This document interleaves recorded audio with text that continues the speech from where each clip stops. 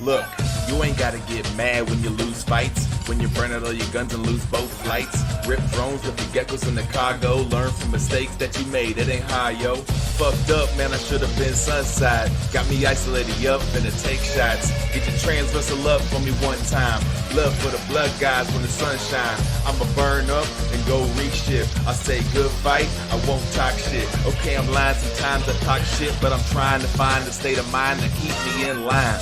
Whoop the zero with my fleet, man. They always say, catch a why you gotta be bad. I don't know, it's just rinse, repeat. Long warps, puff fails, lean back the seat. If it ain't got nothing blingy, then the fit ain't complete. Dank frags only come when you suffer defeat. So keep your guns loaded, cash where you can't fold it. Play to your strength to let your ego get bloated. You can't be the best forever, somebody else gon' put you to measure. If I can help it, I won't give them the pleasure. Know they scared, they ain't breaking the tether. Can't lose if you don't play, man, you better get it together. To the vets in the alpha clones about to roam, solo pilots out alone. Don't forget where you came from and how you've grown. All the friends that you got and the ones that gone. Yeah.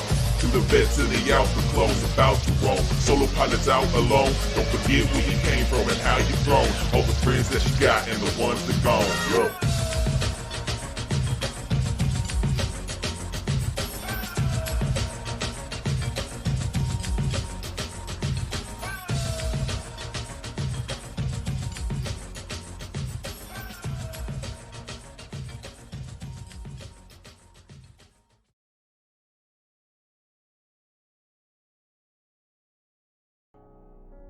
Hey,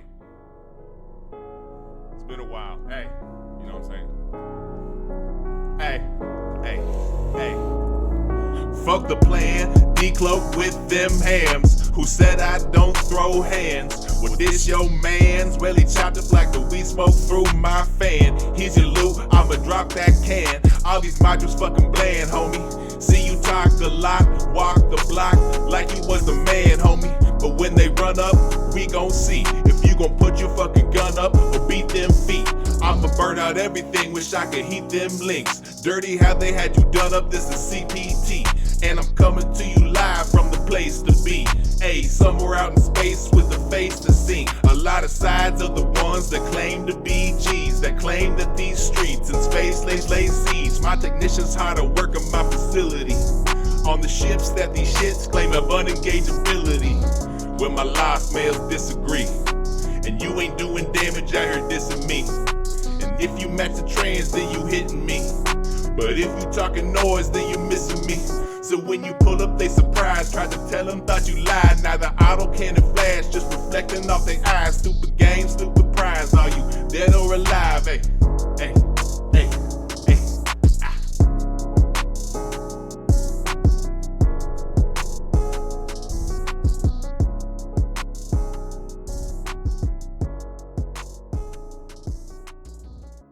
Couldn't tell you how to entosis or the best sites you should run off of your gnosis, but I can tell you about a locus coordinator. My coordination pretty bad thanks to quarter vapor.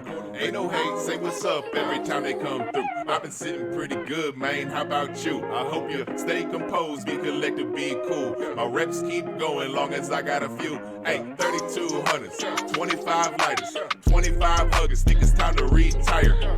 Try hard's gonna die hard. Find out pretty quick what their size are. By far the dumbest shit in the stars like right bars, just hoping to get some insight. Yeah. Fools trying to act like they just fucking lost to a bad fight. But they wouldn't say shit if the X type was sitting in the cargo with the rest, right? Wouldn't sweat the hate, wouldn't hear the noise. I'd pack.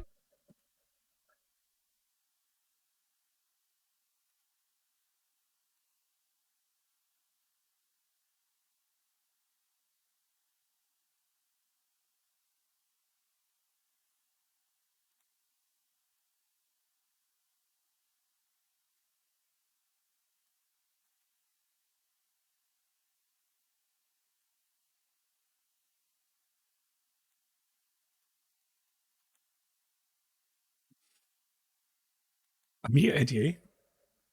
How? Doesn't make sense.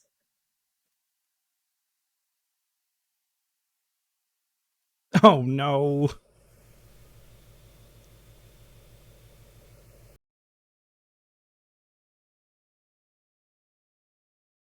good practice for the actual feeders. They should be able to hear you now. Sorry about that, guys. I've had. Right, This is cool. my There we second- go. this is my Perfect. We're good. Second glass Let's of try the whole port. thing again, Been I guess, staring yeah. at OBS all fucking day. Excuse my language. There you go. Yeah, sorry about that, guys. We had a bit of an audio issue. But yeah, the people I'm joined with today are premium event talent. So we've got Mystical Might, the Basilisk, Jin'Taan, and last but not least, BBP. So why don't you just, guys, tell us a little bit about yourselves, like what team you're on, if you're on a Alliance Tournament team? Sure. So my name is Mystical. I'm on the Hydra team this year, though I've played with Volta previously. And as Tori pointed out in the chat, I rarely smile because I'm always grumpy, apparently. So nice to be here.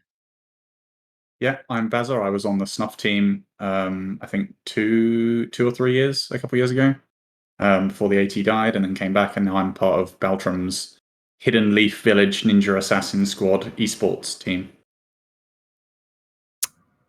I'm Bart. I am part of the NC team. I have been for several years now.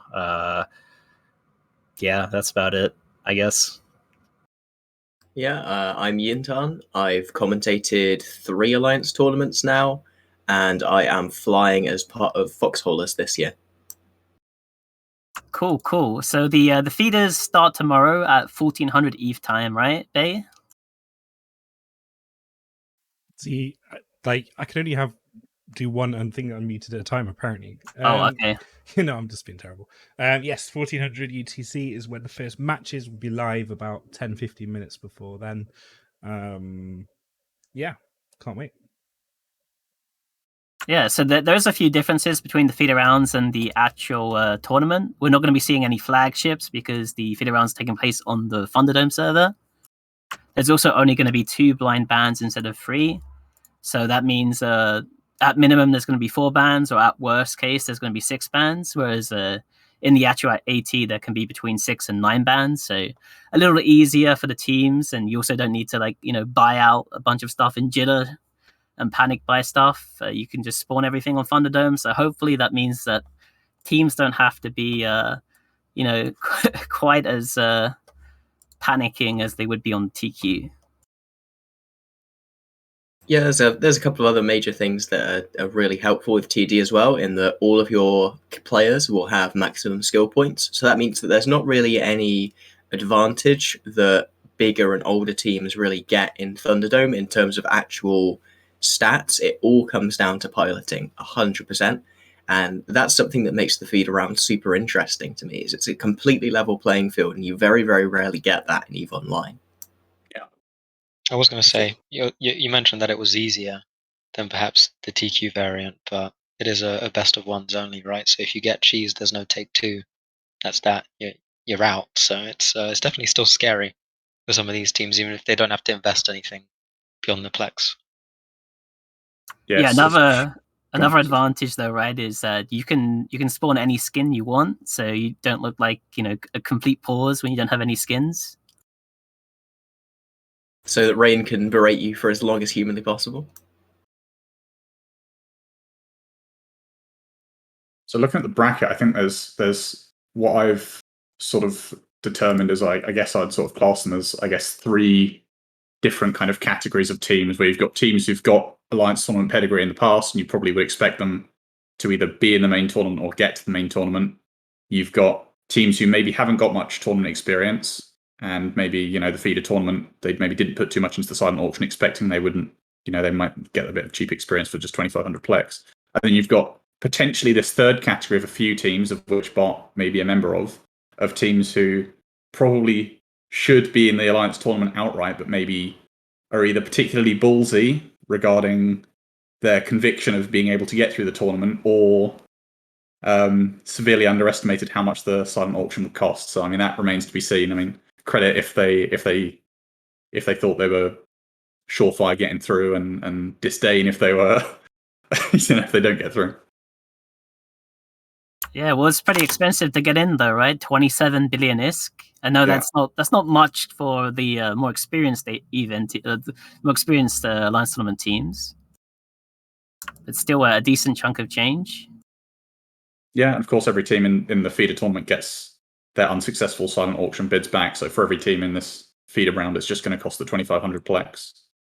So it's a pretty cheap way to get some tournament experience, and maybe you do actually get to go to the AT for real.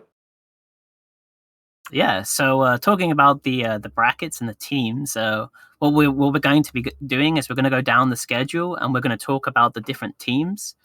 And we also have a tier list with a bunch of alliances, and we're going to rank them based on where we think they're going to be. There's 5 different tiers. We have a top tier. We have an on the boundary tier, which Casper24 will be really fond of. We have a mid tier section. Then we also have aggressively mid tier for teams that are mid tier when they're aggressive, I guess. And then we also have the good luck tier, which is at the bottom. And we wish you all the best of luck in making it through to the main tournament. Yeah, obviously that's not to just make fun of these teams. Every team has a chance. I very famously, for example, a couple of ATs ago, called out Templar's Kalsa for having no chance in their first match, only for them to knock Hydra into the losers bracket. So mistakes have been made. Yeah, so when we incorrectly berate your team, you can just make an advert for the Alliance tournament and put that in there. You can just post us to "are confidently wrong" and spam the link everywhere. For sure. So are we going to go over to we're going to start at the top of the brackets and work our way down? Yeah, let's start at the top of the bracket. So the first game is the Initiative versus Psychotic Tendencies. This is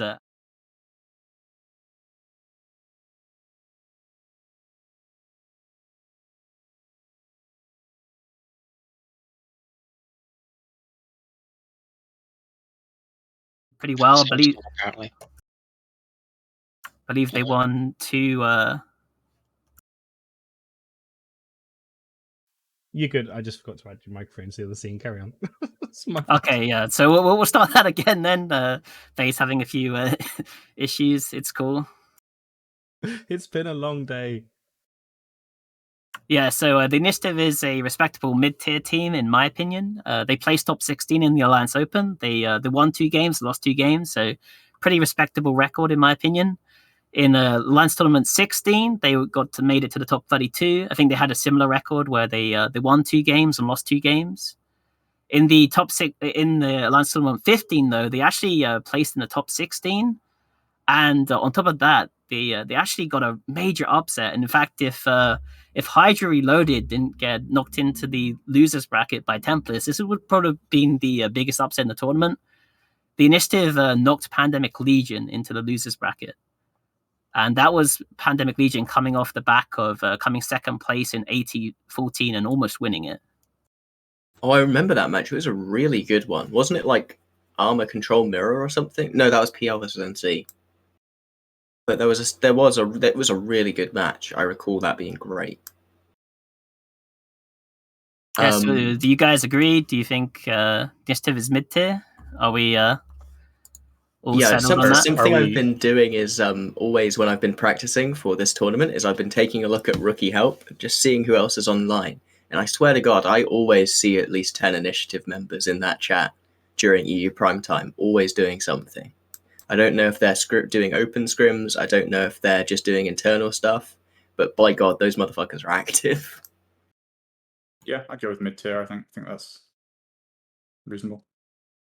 I think mid-tier is fair as well, yeah. I'm trying to guess how many of the Initiative team maybe take part in Pando's roams that he does every now and then. I know that he does like a 20-30 man roam every now and then.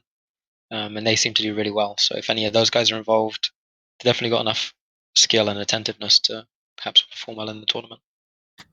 So here's my question. This is a feeders only tier list, right? And if we think about it, a lot of the top tier teams are not in the feeders because they bid themselves out. So if that's the case, does that make Initiative mid-tier, or does that make them higher than mid-tier because the top tier teams aren't here? You know what I'm saying? Like, before we move on, I need to know this for myself. Well, we do actually have the teams from the main tournament in this bracket too, and I think we were probably going to add those to the tier list once we got to the end of the feeders bracket. But yeah, I think they're definitely one of the strongest teams in the feeder rounds based on their Alliance tournament history. Yeah, because like for feeder rounds, I think they're doing really good. And something about the initiative too, they've kind of, I feel like their alliance has maintained its like cohesion and integrity like as a unit over the last few years, as opposed to some of these historic ones, which I'm sure we'll get to that later. But I feel like the initiative team is probably the same people, is kind of what I'm getting at, as opposed to like, say, if you look at NC Dot, when we get to them, we'll talk about them in the future. But some of these other big alliances that used to be really good maybe aren't as good anymore. Yeah, it's a fair point.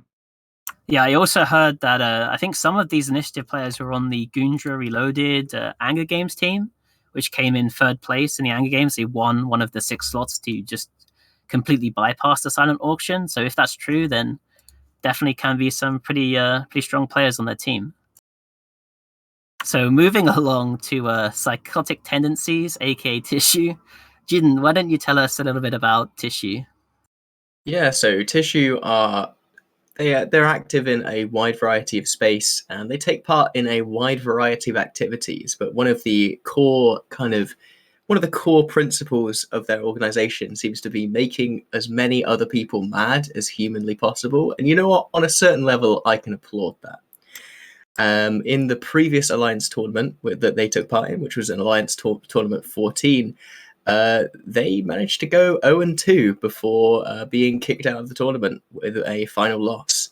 So it'll be interesting to see if they can at least give themselves a better showing here against Initiative. But I feel like this matchup is going to be difficult for them to take. Yeah. So they haven't played in any tournaments since AT14, so they haven't played anything in like 5 years. So I'm probably going to put them in the good luck tier personally.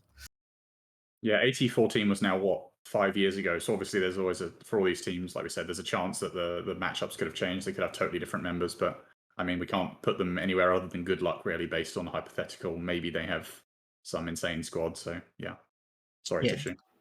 AT14 was at the end of the day 5 years ago, and that is forever an EVE Online time. Yeah, good luck tier for sure. Yeah, so Good we'll luck actually tier move it on is. to the next bracket then, right? They're the little. They got like a little. There you go. Oh, I found them. So they're good luck tier for them. Yeah. Yeah, good luck tier. I think we're all going to Sweet. place them in. Cool. Done. So next match is Reckless Contingency versus Test Alliance. Please ignore, I believe. Yeah, so BPP, why don't you tell us about Reckless Contingency? Because, I don't really know too much about them.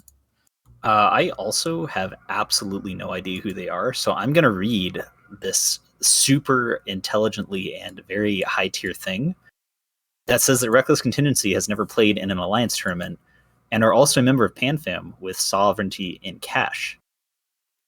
Yeah, they predominantly fly with Pandemic Horde on Tranquility. They seem to have like a solid amount of active players, so they're going to be able to put together a full practice squad. It's just a matter of like how skilled those players actually are. It seems like quite a small organization, so I imagine whatever AT core they have will be somewhat independent, or sorry, not somewhat independent, will be based on the same people who take place in their SOV. It's always nice to see alliances like this, where you've got this little SOV holding entity, they're part of a larger coalition, but this is the chance that they get to really show off their individuality, show off a little bit of what they like to do. And, hey, there's always the chance they could upset a real tournament great here in the feeder rounds. And just to add on to that, just thinking about the roaming environment on TQ and where people usually go to get fights and where you get responses when you are roaming around, I think Reckless Contingency and their little group of smaller coalition members there, you do usually get good fights from them. Sometimes it will be a Caracal Blob, sometimes it will be a couple guys in Vargas backed up by some other trash. Usually good fights. So if they take any of those members, put them in an AT team, whip them into shape, maybe they're not in good luck tier, maybe they're a little bit above that, maybe they are in good luck tier, but I think they have a shot at beating Test, at least. So I think we're at a consensus that these guys are also in the good luck tier then? Okay. I'd probably say so. Good luck tier. I mean, the thing is too is that just because they do stuff on TQ where it's like defensive fleets, does that translate over to the AT? I'm not really sure. I personally would say no, but maybe they'll get some interesting experience flying some really weird stuff. So that's pretty cool. I think it depends on with the feeder rounds being best of one as well. It's going to be very dependent, I think, on which teams have a hold of the meta right off the bat. And obviously, if you lose that match, you're out. So you haven't got much time to sort of look at what everyone else is doing and figure out what's going on. Obviously, match 2 as well. So, how much does an established meta matter when it's a best of one and you could bring the cheesiest setup you can think of? That is because it doesn't have to be meta, right, for it to win. It just has to smash the other team. There are still comps that are going to be outright stronger than us, and I think other than that as well is in terms of practice partners, it can be sort of difficult to get a competent practice partner if nobody really knows who you are, and these guys are sort of, to my eyes at least, kind of mysterious, and I don't think Hydra is. I mean, I could be wrong, Mysti, but I don't think Hydra was screwing them most likely. Well, I can't tell you for sure what we're doing. Can't give away the secrets. Yeah, I think that I will say that some understanding of the meta is important even for executing your cheese comps, because you can only use cheese comps if you know what the predominant 1 to 2 setups are going to be, like the defaults that everyone's going to run, which is probably like, some form of rush comp, whatever the best top end is in this tournament, bar guests, but they'll be banned, and then some sort of form of armor control comp. If you can find something that will beat the most common iterations of those 3 setups, that's an effective cheese, and that's where the meta develops from. That's true. We do wish them the best of luck. Unfortunately, though, they haven't got the best of luck when it comes to the bracket in the feeder rounds, because their opponent's going to be Test Alliance Please Ignore, which is a historically strong mid-tier alliance. Why don't you tell us a bit about them, Basilisk?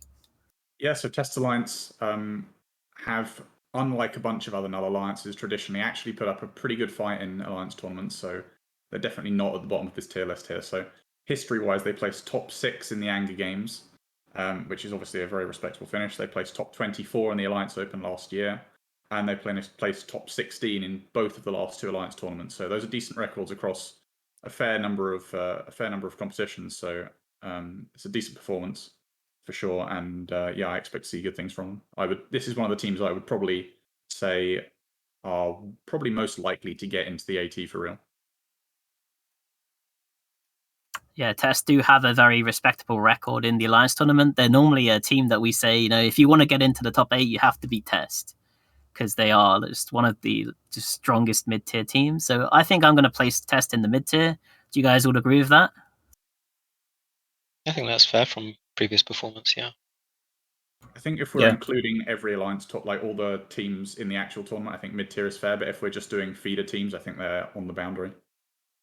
Yeah, they're definitely probably one of the strongest teams in the feeder rounds. There's only 2 teams that I would probably say are stronger than them in the feeders, and we'll get to those a bit later. BPP might know a bit about one of those teams. Oh, we'll see. Yeah, so moving on, this team's a little unknown to me. They haven't played in the Alliance tournament before. We have the Minions. Does anyone want to talk a bit about the Minions? I know what they do on TQ. They're sort of like Thera small gang roamers. They're quite well skilled. Sure, I can jump in. So yeah, the Minions, they live in Thera. They haven't played in the Alliance tournament thus far, at least not under the tag the Minions. And I think they've lived in Thera for at least 4 to 5 years, basically since Thera was created, so probably longer than that, actually. I remember them from my time in Volta, where we used to live in Thera as well. They're very skilled players. Communication outside of people within their alliance, perhaps a little shaky, but within that group, they're actually very skilled. So it'd be interesting to see how they perform in the AT. I think communication is a big part of success in an alliance tournament format, but we have also discussed the meta a little bit. So if they can catch on to that, figure out what's good, they'll probably have a decent chance here. I guess my question for the Minions is, obviously, so we don't really know anything about them beyond, TQ wise. I'm not seeing them having a lot of active players, so I'm wondering if they can field a 10-man team, which, that's kind of it's one of those weird things where, like, no matter what, you really want to field 10 people. And we've seen, traditionally in like feeders and first couple of matches that teams will show up with like 7, 8, 9, and they never, ever do well. But so if they can field 10, then yeah, I think that, small ganging, Thera, there's a little bit of crossover on that. Plus, like you said, the small gang communication is huge. So hopefully they can do pretty well. Yeah, so no AT experience to speak of, but pretty talented pilots on TQ. Where do you think these guys are going to go? I'm a bit torn with these guys because I know them from TQ. I know they're good, so I kind of want to put them on the aggressively mid-tier section, but also the lack of AT experience also makes me want to put them in the good luck section, so I'm a bit split here. I would say aggressively mid-tier, just because of the fact that they have that small gang experience and they have that communication, and they are a long-standing group, and their membership doesn't necessarily change too often, so they're going to be used to who they're flying with, how they fly, how they communicate. It's really the theory crafting side that's going to tell whether they do well in the tournament, whether they get knocked out in one round because they misread the meta, brought something that was really shit or bad, and end up just leaving really early, or if they can figure that out really quickly and bring the right setup. Yeah, I'll be dead honest with you. I don't know anything about the minions, but just living in Thera makes them probably at baseline more competent than a fair few other competitors. So yeah, aggressively mid-tier, sure. I'll go with it. Aggressively mid-series. Yeah, so their opponents also, it's kind of interesting because the minions live in Thera, which is like this really unique system. Their opponents are Striborg Clade, who are Triglavian role players. So they live in Pochven, which is also like kind of a unique area. Does anyone know much about Striborg Clade? Not for their PvP. I'm trying to remember if it was Strobo Clade or if it was somebody else in Pochven. I know that there's been some ratting drama, but it's not necessarily going to translate well into the AT. I've been in Pochven quite a bit because I do a lot of hauling out of there, and I haven't seen them really try and fight anybody. And looking at their top characters for the month, they've got 6 people listed, about 10 kills between them all. So I don't know how active they are on that PvP part really, or what they've been up to.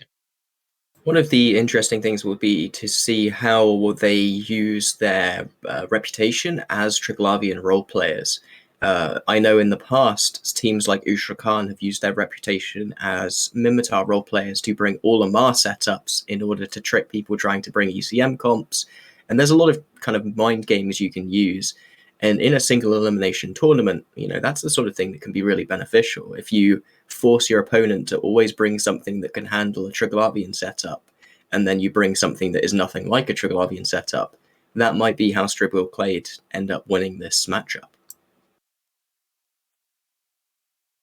I do think it'd be really disappointing if they don't show up with like all Triglavian ships, especially if you're a role-playing alliance.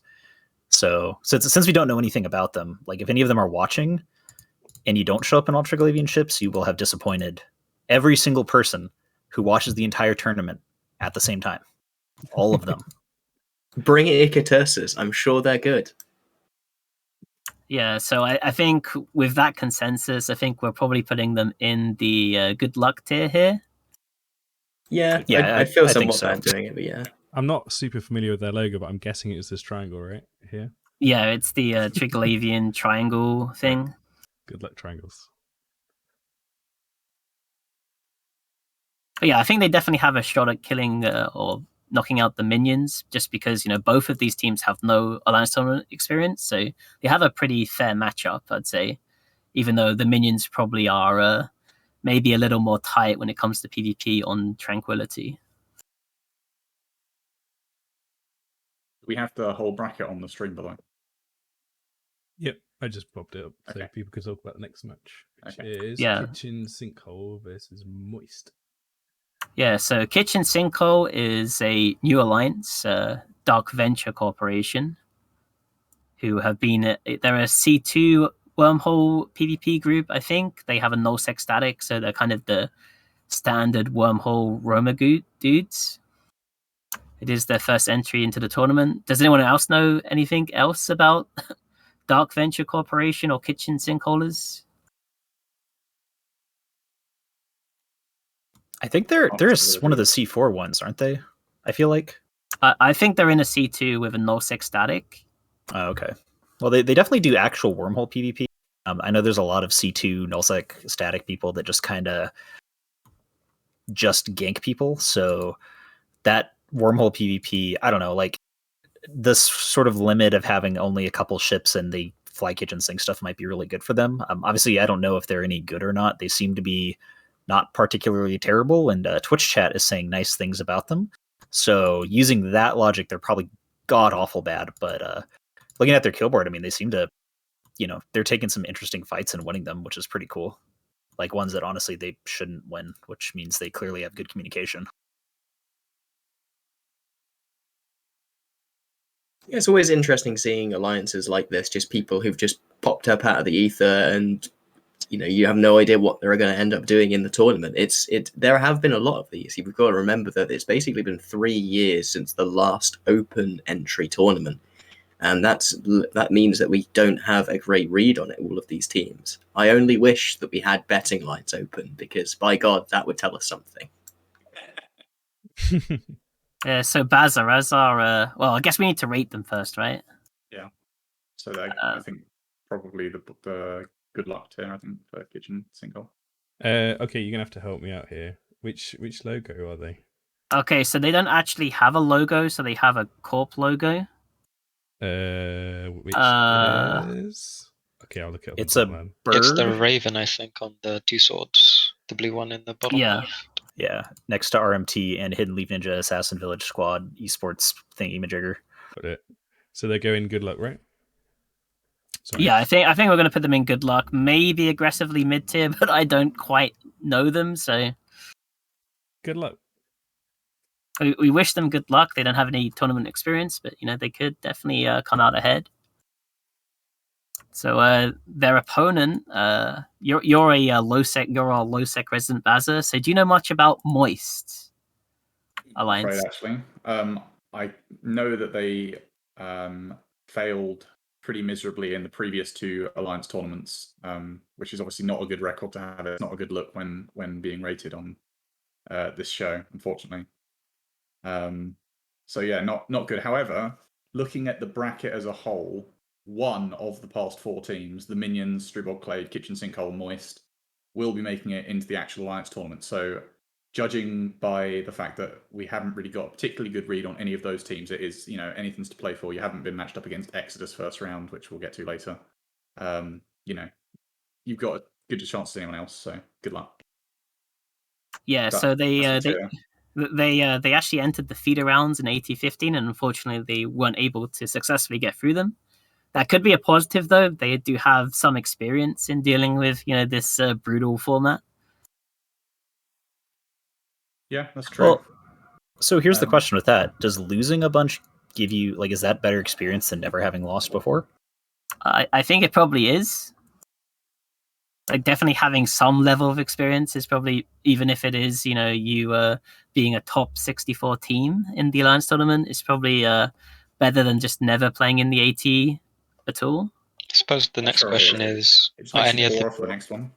Well, yeah, that too. But any of the people that have lost before in Moist, are they actually playing? Because I don't actually know who's playing in Moist or what their membership looks like. So I don't know if any of them have this experience. I have no idea either. So we don't know. Based on their experience, I think they're probably going to go into the good luck tier. Although they're quite lucky in as Basilix mentioned, like every team in this kind of bracket, the Minions, Triple Clay, Kitchen Sinkhole, and Moist, they're all completely unproven teams who have either never entered into Landstones before, or they just haven't done too well. But at least one of them's going to be making it through. So yeah, my advice to those 4 teams would be to bring out your finest Parmesan and just start grating it all over the opponents. If you can cheese the hell out of this bracket, you may well be in for it with a shot. Yeah, so I guess we're all agreed on good luck then for Moist. Mm-hmm. Into the good luck bucket they go. I was going to say dumpster then, but that would be a bit mean. Oh dear. So yeah, Moist. So I think that moves us on to toilet paper versus Hidden Leaf Village Ninja. That's all that fits on. So that's all I'm going to say. Hidden Leaf Village Ninja Assassin Squad esports team. Yeah, so That is so correct. so before we talk about those guys, who wants to talk about toilet paper? Yeah, I can jump in. So Toilet Paper haven't played in the Alliance tournament previously, and they're French PvPers who live in Pure Blind. I know that they've moved around a bit. I think they used to live in MPs, well, no, probably still do. I just remember from my experiences with them that they have ingenious fits that they use to try and catch people roaming through their space. Cloaky 5k a second bed max or overprop cinnables and all of this kind of stuff. That's really, really annoying to deal with when you're roaming. I'm hoping that they can translate that theory crafting and the ingenious fits that they're using into the AT. But again, it's a team that doesn't have much experience with the AT previously. So it's kind of a up in the air type thing. Yeah, I think they're fairly decent on TQ. They have. I'm not sure if that translates well to small gang tournament play though. I think they're more of sort of like the mid-scale PvP is the area where they're kind of really good at. So I actually know something a little bit about these guys. They're actually. So do you guys remember who Snails and Frogs are? Yes, they used to be in Yeah. We Form Volta. So these guys are Snails and Frogs. It's the same, most of the same people, at least the ones that are still hanging out at this point. So I do believe that Snails and Frogs has been consistently not great in tournaments, but maybe they had something rub off on them from Volta. I'm not sure. So where are we putting them then? I'm probably leaning more towards good luck, but I could see them being aggressively mid-tier. What do you guys I think? feel like aggressively mid-tier. They might have. There's an entire possibility that they may have become super cool. And maybe we're just being biased against French people by wanting to put them in good luck. There's no surrendering in the Alliance tournament, so I'm sure they're going to do very well. There you go. Oh dear. Right. Toilet paper. I can spot that logo. So let's chuck them into. What are we saying? Aggressive mid-tier. Yeah. Is that consensus? Okay, cool. There they go. We haven't got anyone. I just noticed we haven't got anyone top tier or on the boundary yet going into the feeders, but I know there's a couple down there. Yeah, we probably won't get to that until we get to Exodus and NC Dot. And then start talking about what about teams. Hidden Leaf Ninja Village Ninja Assassin Squad esports team? Are they not top tier? Well, we have a guy here called the Basilisk who can tell us exactly about Hidden that. Leaf Village Ninja Assassin Squad esports team. Well, first, I feel like I should don my service issue Hidden Leaf Village Ninja Assassin Squad esports team headband. So, oh shit, it's gone off. I'm fucking failing at putting this You on. don't actually have the Naruto headband thing, the metal plate that goes on the front. Presentation of our skill. So we are basically no handlebars. Went 2-2 in the Alliance Open last year. Went top 24 in AT16 and top 32 in AT15. So there's a bit of tournament pedigree. Speaking from first-hand experience, I think we're reasonably well prepared. Fairly confident as to our chances in this bracket. So we've got Baltram, who you may know as a streamer of Eve. He loses his imp on a regular basis, apparently, and then gets crowdfunded by all his courtmates to buy another one, and then losing that one again soon, TM. So yeah, I think the vibe from within the team is generally pretty good. But I will leave it up to you guys to decide where we place, as I am obviously not an independent judge. I feel like, given that we almost gave props to Moist for going 0-2 and failing to progress through the feeders in our previous discussion, we've got to give Hidden Leaf Village Ninja Assassin Squad esports team at least some credit. I think at least mid-tier here. Yeah, I think it's a toss up between aggressively mid tier and mid tier. What do you guys think? I don't think they're quite as strong as the other teams we put in mid tier. I think Test and Initiative probably have slightly better records. I feel like Test is at the top end of that bracket, and probably the Hidden Leaf are at the bottom end of it. But they're the teams that have a chance of beating a top tier team. That's how I think I would define on the boundary, is like a team that has a chance of winning against something like a Volta or a Hydra, even if it is a relatively minimal one. Well, and something to look at too is they've played in every tournament, including the AO, and they've gotten better every single time. So this is a team that, it's not going to be like, so spoiler alert, Pandemic Legion's not in the AT, and we've always talked about them as like, oh, tournament pedigree. They're kind of garbage, right? Well, Hidden Leaf, they have a tournament pedigree of the last 3 or 4 tournaments, but they've done better each time. So maybe this is the time that they're going to like top 8 or top 4. I don't think they're going to win, but I'd say like mid-tier is pretty fair for them, right? Yeah, I agree. I think mid-tier is a solid place for them. Yeah, I'll take it. Is that the consensus then, mid-tier?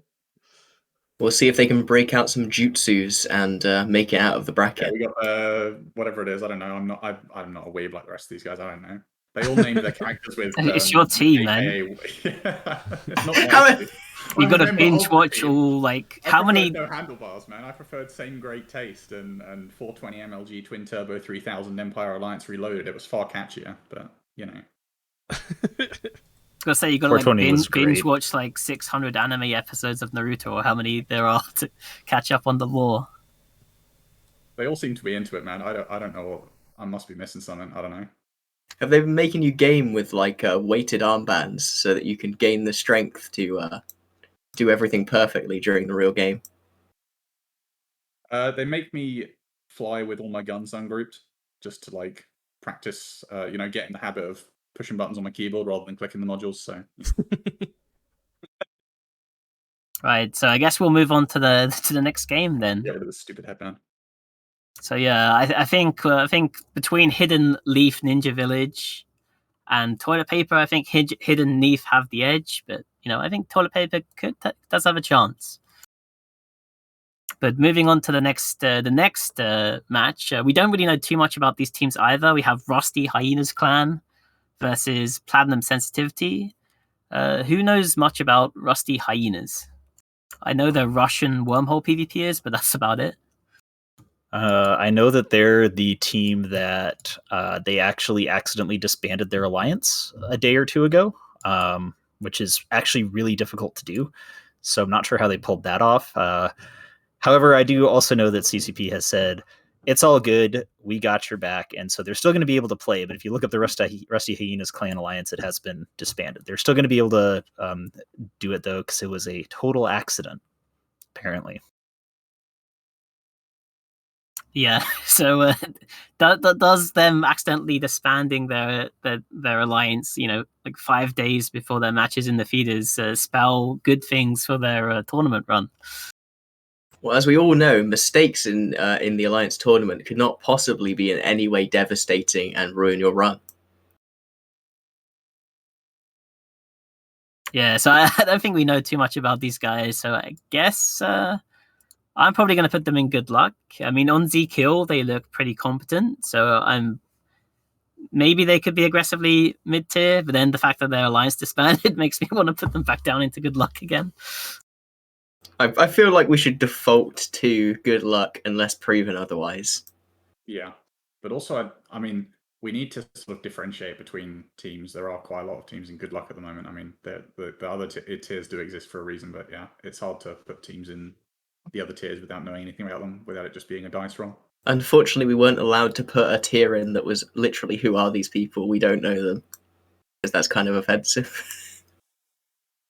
I'm really looking forward to seeing them play, though. But like I've said with all of these meets. Yeah.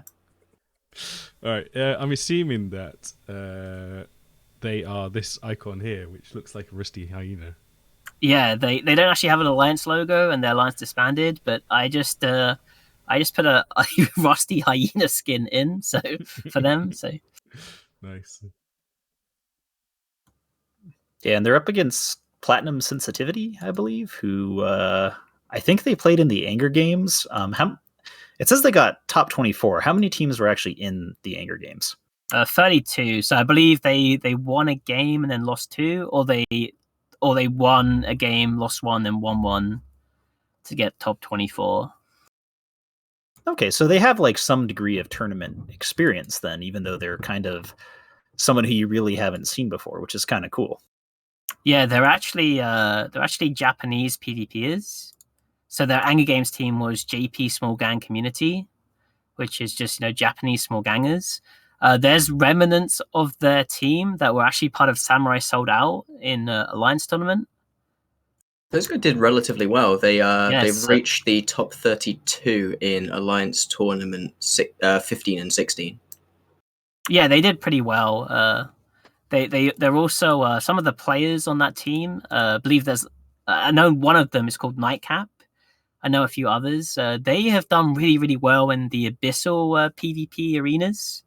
They're normally within the top 10. Especially the first 9 arenas CCP did when they did the arena competition.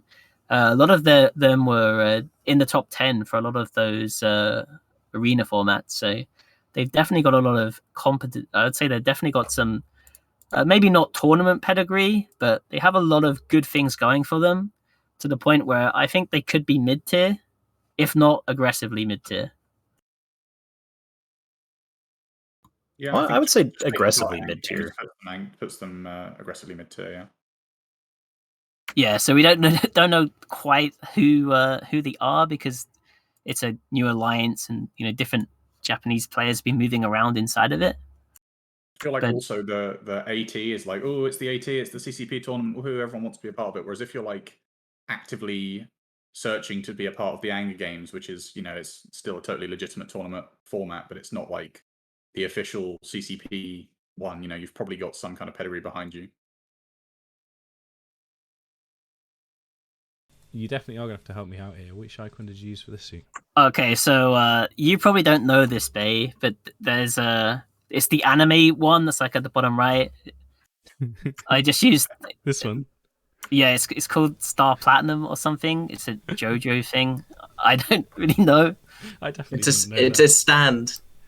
Yeah, they're Suitonia, they're you sound Japanese. like you're well versed in anime. Are you sure you don't want to join Hidden Leaf Village Ninja Assassin Squad? Well, they're Japanese and they have platinum in their name, so I guess I went with like Do you the weeb platinum guy. Fun story. I actually have platinum literally in my name. It's one of my middle names. True story. I'm not joking. James got platinum in his hair as well. Yeah, that's a weird story. That's not appropriate for stream. But anyway, so yeah, who's next? Well, we have Prismatic Legion next. Anyone want to tell me a bit about Prismatic Legion? Yeah, as these guys are a relatively new alliance. They were founded in 2020. I don't recognize any of the corps involved in them, unfortunately. That's probably my ignorance rather than them not being particularly notable. But they have yet to compete in any tournaments. So, as I said with a couple of these other alliances, I love it when we see alliances like this. These guys are going to bring a completely different perspective and a bunch of new minds to the AT. And they're going to bring something interesting. I can't wait to see what it is, but we have no idea what it is. One thing to say in their credit is their logo is impeccable. I love it. Great work, whoever made that. Good job. That's an epic logo. Yeah, they do have a very good logo. So are we going with good luck for these guys, or are we going aggressively mid tier? I'd say good luck. Good logos do not get you does not make you good at this game. It just makes you recognizable. Yeah, sadly they're wormholers, so they don't have any solve. So it's always True. cool. It would be their logo would look so good on the TCU. The logo would look great on a shirt as well, actually. I can't wait for meetups again. Is it? So Oh. are you going these good luck with these guys? Yeah, I think Yeah, we're apparently going there's good C4 Corp, so yeah, dumpster him. luck. Oof. C4 is a real wormholes BPP. I think Thera is more of a wormhole than C4s are, but what's more important is who they're actually going up against, which is Exodus. So I might be a little biased in saying part of the reason why I want them to be in good luck, but if you're going up against Exodus as your first, like your literal first AT match that you ever do, that's not good news for you, because Exodus is they're pretty dang good at this game. I think they've been consistent, like top 8, top 10, top 12 team in pretty much every tournament that they've ever done, with the exception of AT16, where it's like, yeah, they got top 24, but if you look at who sent them to top 24, it's kind of makes sense. Like they lost to Tuskers, who had won the last tournament. So If I remember right, Very, they very come, strong. Like, top 4 back in AT11 as well, so they got a long history. Yeah, they were third in AT11. They fought Pandemic Legion in the losers final, I believe. Was that Moderator's team back in AT11? Yeah, that was when Moderator was the team captain for Exodus. Famed rap god. Yeah, and they came second place in Alliance Tournament 13, I believe, after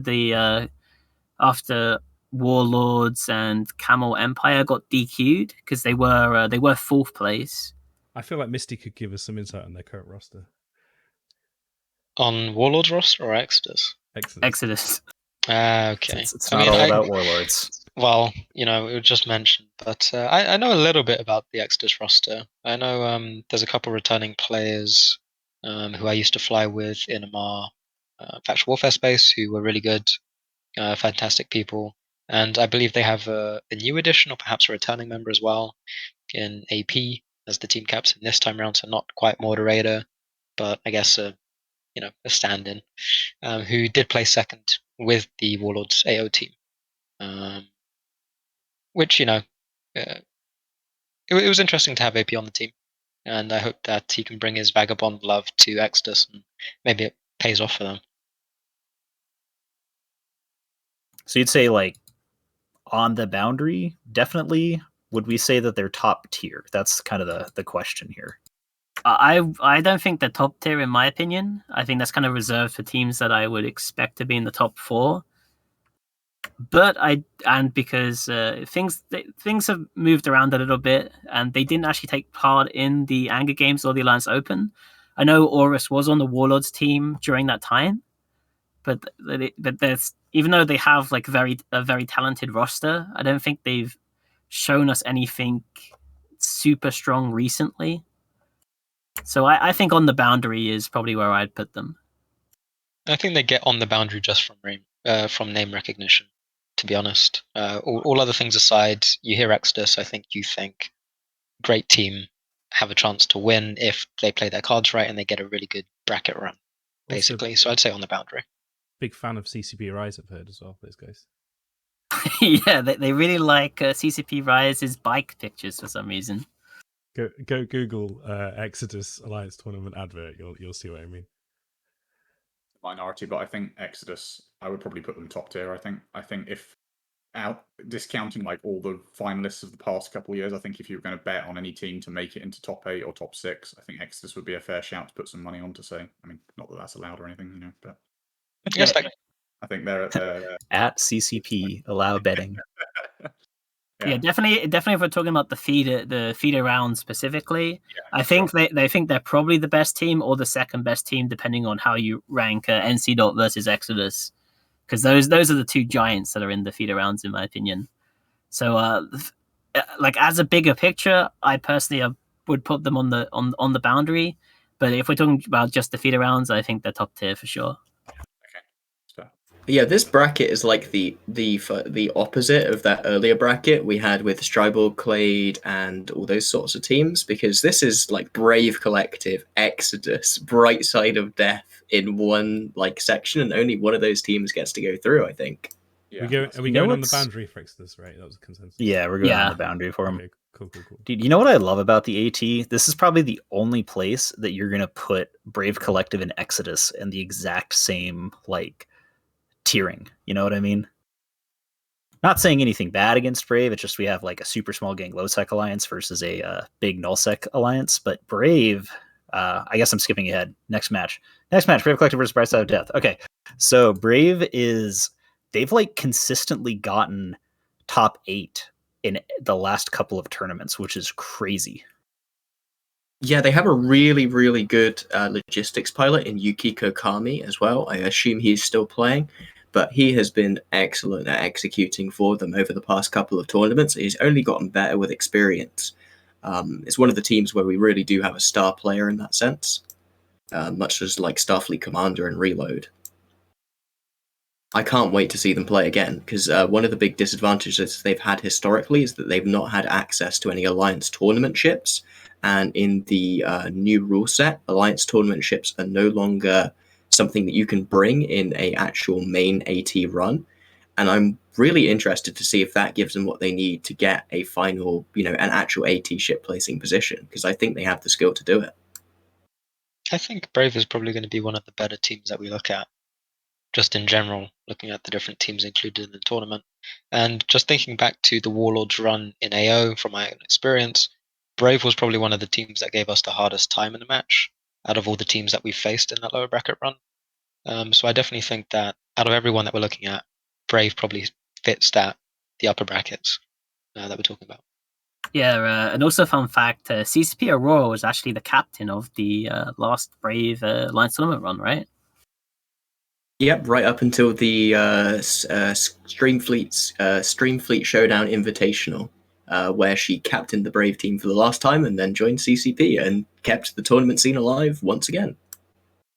Yeah, I feel like Brave should maybe go top tier just for giving us CCP Aurora and bringing the tournament back. I mean, top tier in our hearts.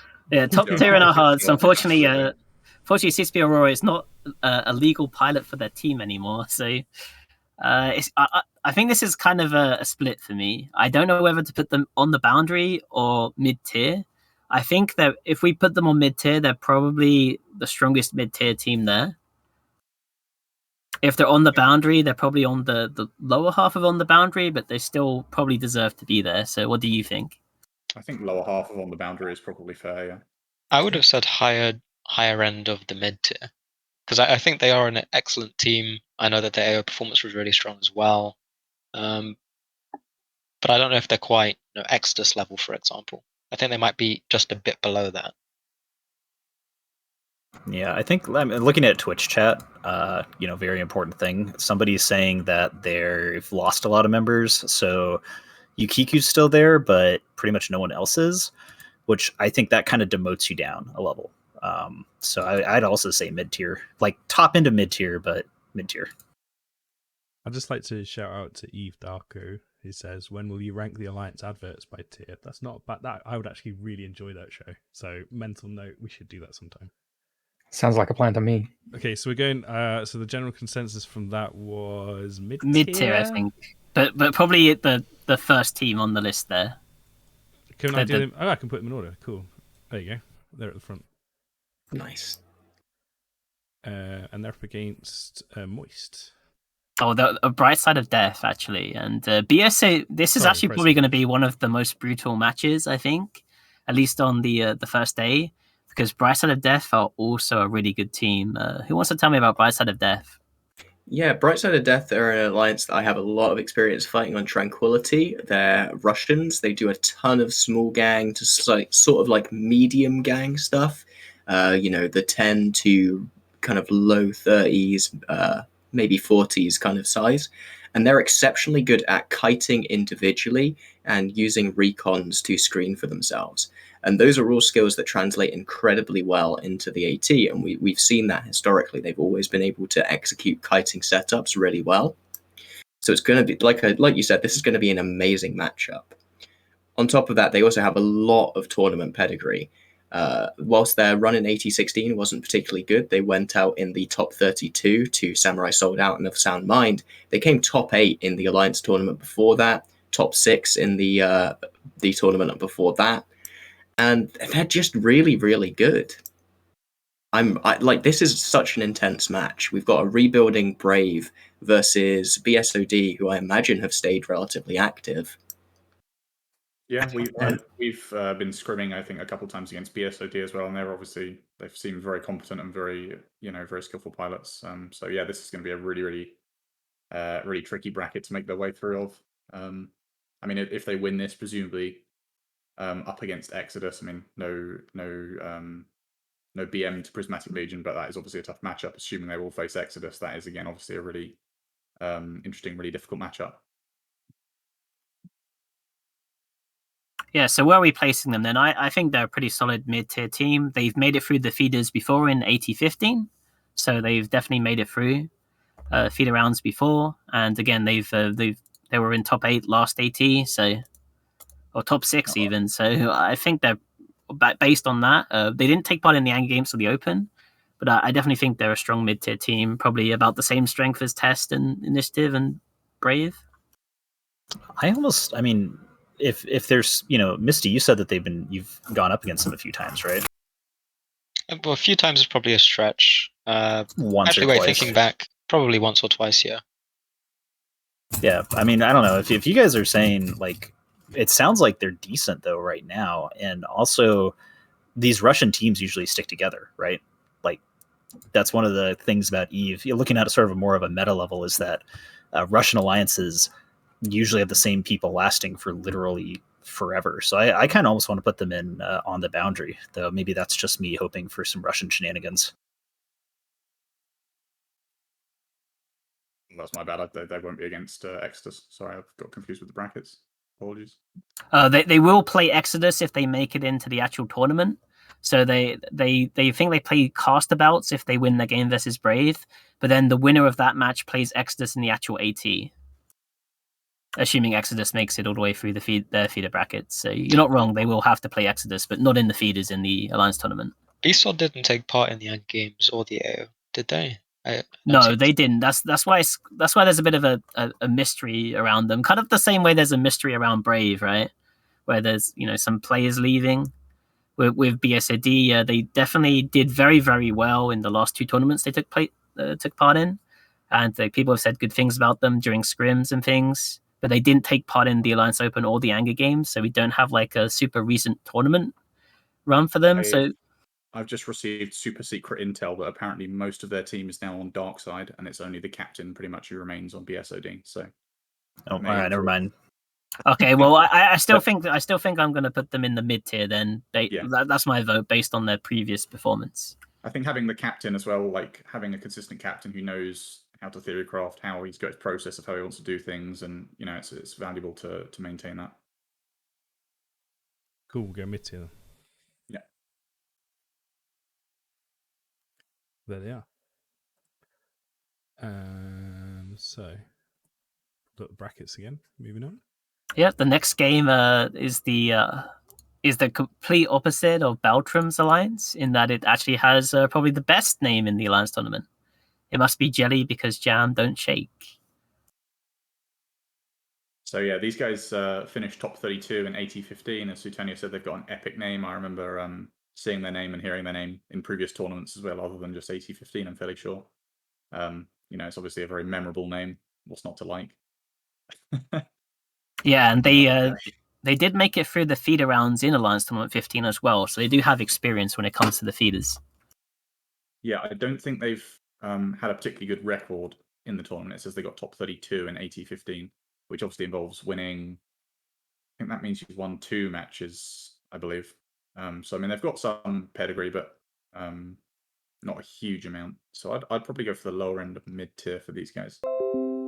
Yeah, I'd probably put them in aggressively mid tier, just based on the fact that they didn't take part in AT16, and they haven't taken part in the Alliance Open or the Anger Games. So they haven't played in a tournament in like 4 years, I think. Yeah, so that is true. Yeah, that's a fair point. Yeah, no, I'd agree. Like aggressively mid tier, we've seen them a lot, and they always don't do well, but they always at least make it to like day 2. Just because they make it into the main tournament. So aggressively mid tier is a good spot for them. They're probably gonna, depending on who they're up against, they might have a chance just because they do have a tournament experience, but not doing well in it. Yeah, and well, we're ranking these guys down a little bit for not taking part in a tournament for 4 years, but their opponent in this feeder round hasn't actually played since AT10.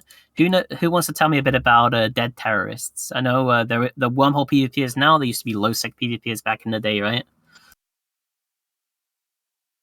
Yeah, they used to be super closely affiliated with like the non-Snuffbox side of the low sec blobbing. If you want to basically say that there's Snuffbox and then there's people that team up against Snuffbox, which generally is led by Shadow Cartel. Dead Terrorist was like the main other alliance in that. So they have a ridiculous amount of low sec PvP experience compared to most people.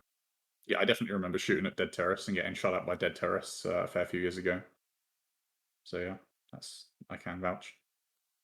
Yeah, an interesting thing too, during the Eve World Tour at Eve London, Dead Terrorists were actually in the final, or 2 players from the Dead Terrorist team were actually in the final They played against Starfleet Commander, and it was Annie or Ferenth. I can't remember which one for the 2v2, which Volta won, but they did pretty well in a tournament setting. So even though they haven't played since AT10, I don't know, maybe they're aggressively mid-tier. I'm just not sure how capable 2 pilots are of 2v10 match, you know?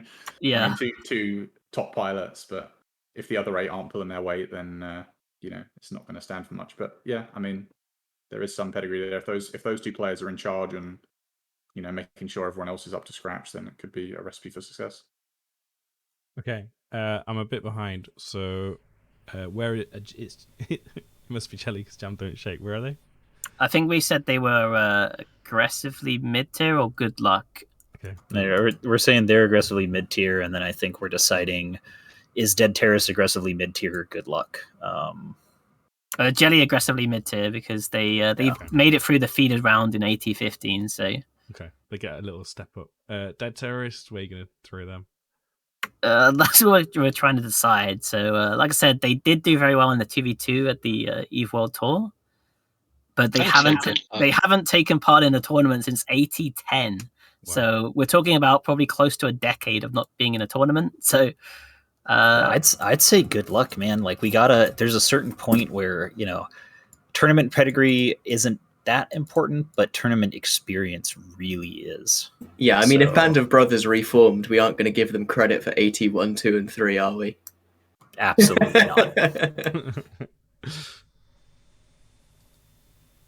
Yeah, I guess let's put them good luck. Cool. So the next match that we have is Dock Workers going up against Lord of Worlds Alliance. Yeah, so Dock Workers seem to be fairly strong. Bazza, you're in low sec. Do you know much about Dock Workers? Yeah, I think Dock Workers have a habit of attacking our structures and shooting at us around the Amamaki area. So not their biggest fan, but I mean, in the tournament setting, they definitely seem to be competent, placing top 12 in the AO last year. And losing to Rope Capel and Esports Potopia, who are obviously 2 competent teams. So yeah. I can give you a little bit of intel which might help you guys on this one.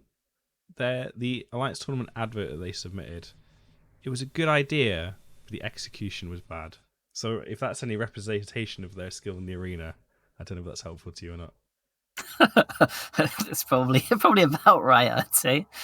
But I am told that the Triumvirate captain, which was the 3rd place team in Alliance Tournament 16, is actually part of the Dock Workers team this year. I'm not sure how much, you know, strength having the captain from a winning team has, but I think that was also the year as well where Tri just fielded the same comp over and over and over again with the Megathron, the Lashak, and Vindicator or something. Yes, but they must have executed well, unlike their adverts. Yeah, so that's Anviri is actually on the NCDOT team as the team captain for NCDOT, who was the tri-team captain in AT16. So whoever told you that is confused.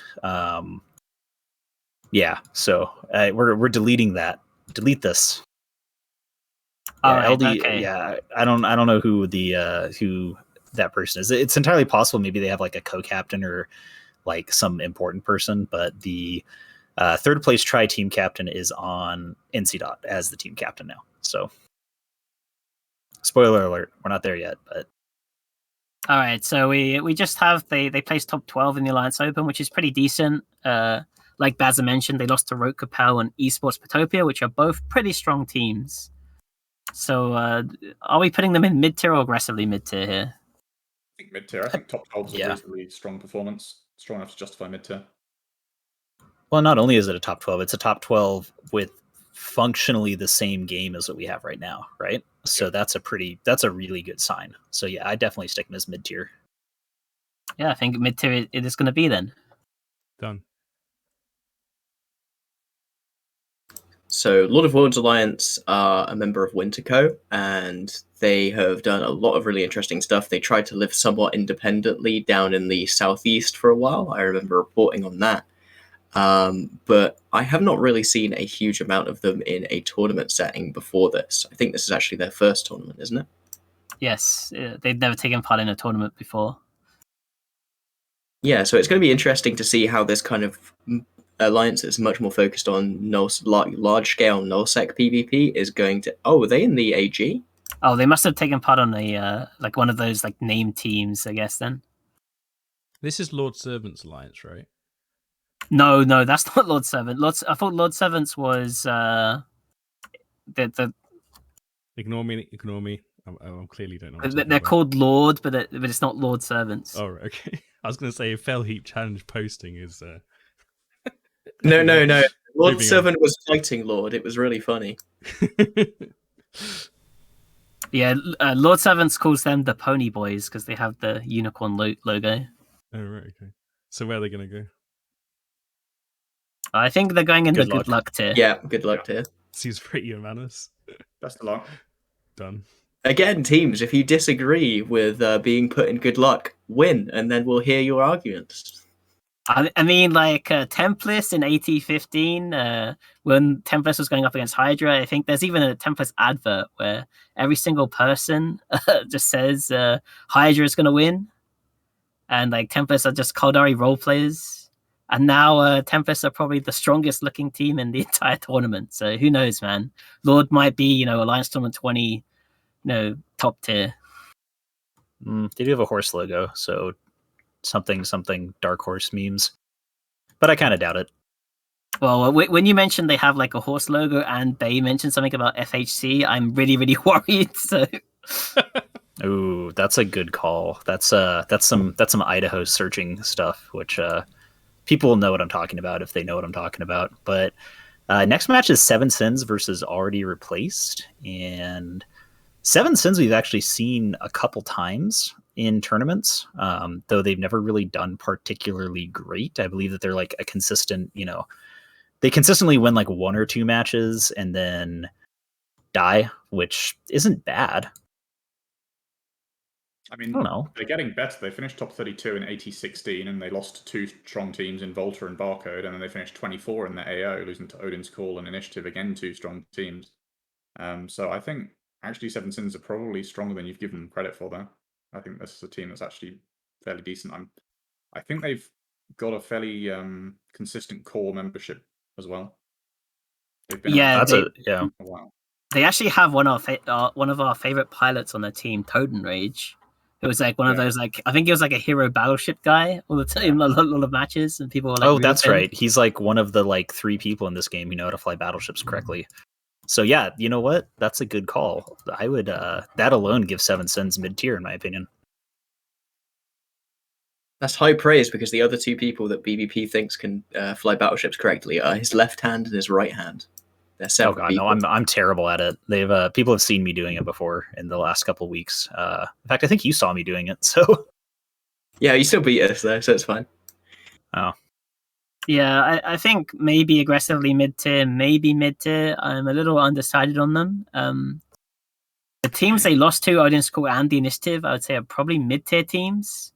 I feel like aggressively mid-tier might be the correct... This is kind of like the definition of aggressively mid-tier. They have a chance to upset mid-tier, and they should beat all good luck teams. Yeah, they're like they should get through the feeders depending on who they're up against, but I don't think they'll get that much farther. Well, to be fair, right, who they're up against, they have a fairly good shot against, I would say. At least this bracket is not not the worst bracket. I mean, yeah, I guess Already Replaced is who they're up against, and we're trying to be very diplomatic today. I think we should put that out there and say super nice things about everybody. But Already Replaced is one of those ones where they're like a literally who are these people team. At least to me, yeah. Before we talk about Already Replaced, I guess you were putting Seven Sins at aggressively mid tier. Sweet, yeah, done. Perfect. Cool. So Already Replaced. They haven't taken part in a tournament before, and they used to be in Legacy, but they've now moved to Geminate with Brave, I believe. I could be completely wrong on that though. I don't know too much about them. So with that said, I'm looking at their kill board, and all I am seeing are ratting losses in Veil of the Silent for the last several days, and then a little bit of a defense fleet with more ratting losses in Veil of the Silent, and more ratting losses in Veil the Silent. Is this a quick one then? Yeah, I think this Yeah, is. I think this is they're good luck. Yeah, this I is look good forward luck. to their team of healers and Vexen Navy issues dying. Yeah, I think they're going to be already replaced. They do have a cool Alliance logo, which means Good job, literally Simon. nothing, but hey, good job. Arrival versus Shadow Cartel. Yeah, so Arrival are wormhole PvPers. They're a completely new alliance. They were actually founded to take part in the alliance tournament, like a lot of the wormhole alliances in the feeder rounds. Interestingly, they have a few members who used to be part of the Weekend Warriors team, which actually did really well in the Alliance Open.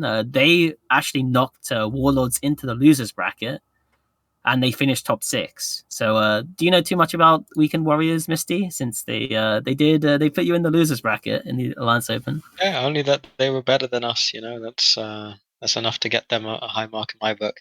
No, I think they're the ones that introduced the I guess a Nighthawk Rush to us. I believe in AO. It came out of left field, and then we kind of ran with it as well afterwards. So we know that they're capable of having good setups and bringing these good setups and executing them in the right way in a tournament setting against really good teams. Well, really good second place teams. So I think that gives them, quite a few marks when it comes to where they rank on that tier list. I would put them at least mid tier if they can bring that same level of theory crafting to the main tournament. Yeah, I mean, they got probably the biggest upset in the Alliance Open, so I would probably definitely say they're mid tier. Well, and not only did they get that upset, but then they continued to not suck. That's the big thing is like, being some kind of random team that beats Hydra at this point in the game is not really a spectacularly unique thing, but being a random team that beats Hydra and then makes it to the end or like makes it to the top 6, that's sort of a big deal. Like Hydra, there's been several times, they consistently get knocked into the lower bracket and then they just crushed through and end up winning or getting second place anyways. But, Weekend Warriors, they beat Hydra, then they won a couple more matches, ended up getting 6th. That's not bad. I would say definitely they're at least mid-tier. Yeah, for sure. At least mid-tier. Sorry, you're referring to Arrival? Arrival, Yeah. Okay, sorry. I was like, because you said Weekend Warriors, I got confused. Yeah, so they I should stop reading things and push buttons more. My bad. Yeah, so they were, most of their membership was on the Weekend Warriors team in the Alliance Open. That's where the kind of confusion's coming from. Cool. But a bunch of those guys, they left Weekend Warriors to do a Wormhole Corp, and now they're taking part in the Alliance tournament under a Wormhole Alliance. So we're going mid-tier? Yeah, I think we're going mid-tier. Probably one of the stronger mid-tier teams, just based on their performance in the Alliance Open. Cool. Yeah, no, definitely in front of test. You think so? Okay, done. It's important. Okay.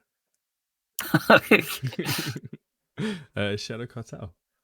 So Shadow Cartel, well known, obviously, low sec alliance. Fond memories of, like I said, fighting them with dead terrorists back during my time in Snuffbox. So I think they were inactive for quite a while. They used to live in Asia, I think. They were inactive for quite a while, and then I think Wowbag has suddenly woken up from his slumber and is now leading the charge again. So tournament-wise, they went top 24 in AT15, but they lost to NC Dot and Test, which obviously, again, two pretty pedigreed teams. So yeah, I think Shadow Cartel have got a reasonable chance of making it out of this bracket. I think this first match against a rival will be a bit of a test for them, but if they can do that, I think they've got a fair shot of beating either Sevensons or already replaced, who they'll meet in the next match. Yeah, do you know if Wildbalaga came back specifically for the Alliance tournament or just for the game in general? No, he came back for Pocos. Wow. He's been back for a while. That's fair. No, he's been back for a while. I know him, Paquito, a few others have been back for a while. I was looting their Rex when Snuff was destroying all their structures. So they've been around for a bit. But I don't know if I would rank them necessarily mid-tier. I think that based on their historic performance, the fact that they haven't taken part in many tournaments since AT15, and the fact that they have disbanded, come back, the membership's changed, I think they'd at best be aggressively mid-tier. Yeah, I They get agree. some brownie points for that, but it's not enough to put them in mid-tier with the others. They did pretty impressive in in AT15, but like you said, it's been a while, and membership's probably changed quite a bunch. So yeah, I think aggressively mid tier is really fair. Cool. Into the mid tier they go. Are we going middle of mid tier? They're aggressively test, right? mid tier. No, down one. They're not that cool. Put them below test on aggressively mid tier. Done. Oh no, they're aggressively mid tier Bay. They're not mid tier. Yeah. Drop My bad. Sorry. They're not cool enough. I've drunken too much port. That's them done. So Perfect. Looks next great. up is Fraternity versus Low. Someone else say that. Low Yeah, Sec Jin. Naish and Lopen. Oh, Jin, you tell us about Fraternity unless you want to specifically say Low Sec Naias Lupin, which I can't say. Low Sec Naish and Lopen, you mean? Yeah, so Fraternity are the one of the main Chinese alliances that has moved over to Tranquility over the past couple of years. And as such, they actually originally started, I believe, it was either Curse or Syndicate, I can't remember which, as a small gang alliance. So they do have this kind of core of really experienced pilots that have always run their alliance tournament team. And it'll be very interesting to see if that core stays in charge of the alliance tournament team, or if the larger group of players that moved over from Serenity actually ends up playing in this tournament, as we have not actually seen an alliance tournament between the previous AT and the beginning of the mass Chinese migration from Serenity to Tranquility. We only have a couple of Chinese teams in this tournament, but we did get a chance to see what their kind of own individual meta looks like in the CN AU time zone tournament that was played out over the past couple of weekends. And that gave us an idea that they might be trying a lot of very unique interpretation of Mimi Rush based around broadswords and stuff like that. So I think Fraternity are in with a great chance here. That said, you never know. Anyone else got any thoughts on their previous performance?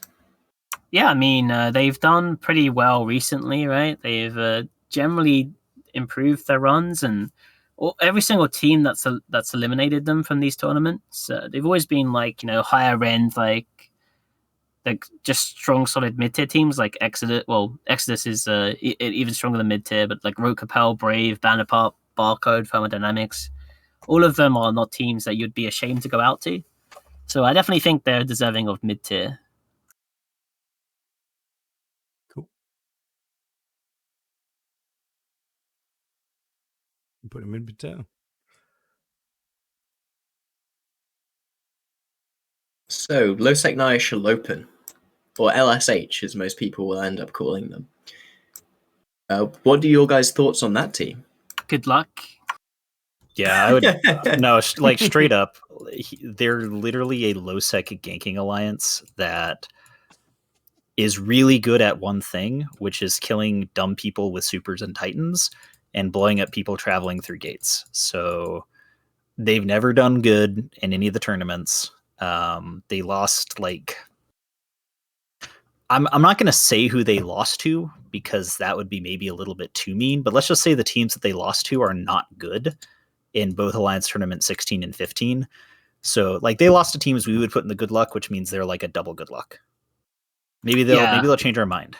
Yeah, I mean, Alliance Summer 15, they didn't actually make it into Alliance Summer 15. They failed to make it through the feeder round. So I think it's a solid good luck.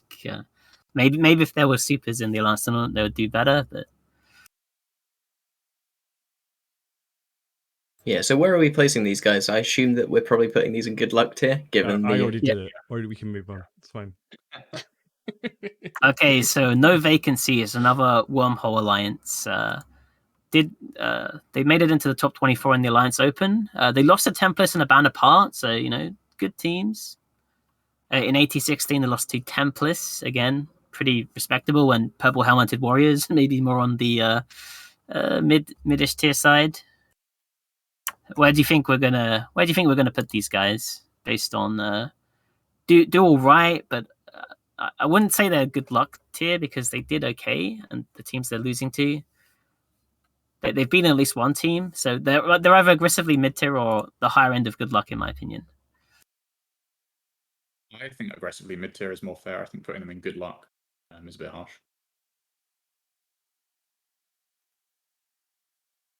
I mean, I top don't know. 24's got to stand for something, right? Top 24's not, top half at least.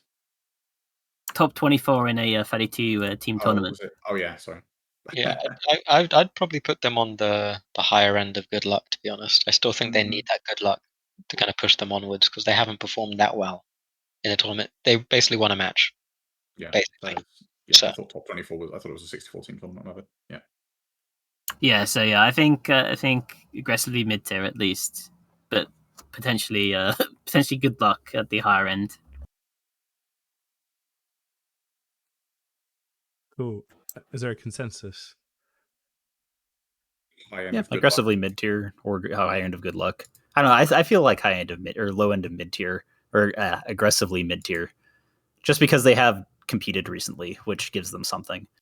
And it's not like losing to Templars is a bad sign on your part. You know what I mean? Like Templars has been so good recently. Yeah, the teams they're losing to aren't bad either. Like a Band Apart are definitely another like pretty solid team. So cool. Aggressively mid tier. Right, so Versus another alliance with a well drawn animal logo, based logo. Literally triggered. There you go, tongue twister for me. Going 0-2 in the Alliance Opens, and have not taken part in any of the other Alliance tournaments, at least not under that Alliance name. And they are also members of Winterco, living in Vale. So not really much history to go with this team name specifically.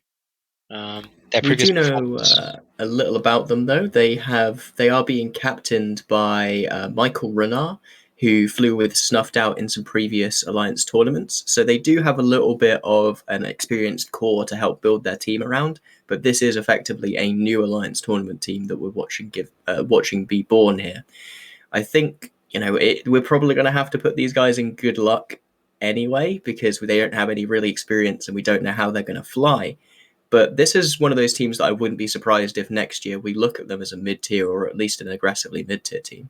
I mean, I think they have that captain from, or at least that team member from the Snuffed Out Alliance. But their performance has also been quite tragic in the Alliance tournament. So I don't know if that gives them any points necessarily. I know that, there's a claim of good theory crafting, but I think Snuff has also finished kind of towards the bottom in the tournaments that they're taking part in. So I think at best this team would be aggressively mid-tier. Probably good luck in my eyes. Yeah, I'm going to second good luck here. I flew with Snorbert on the Snuff team, and he wasn't the captain. I can't say whether he was outstanding or terrible. I can't really remember. But he just wasn't the captain of the Snuffed Out team at the time. So it's not necessarily that they're good or bad, in my opinion. It's just sort of unproven. So there's not much, there's not much evidence to put them above good luck. Yeah.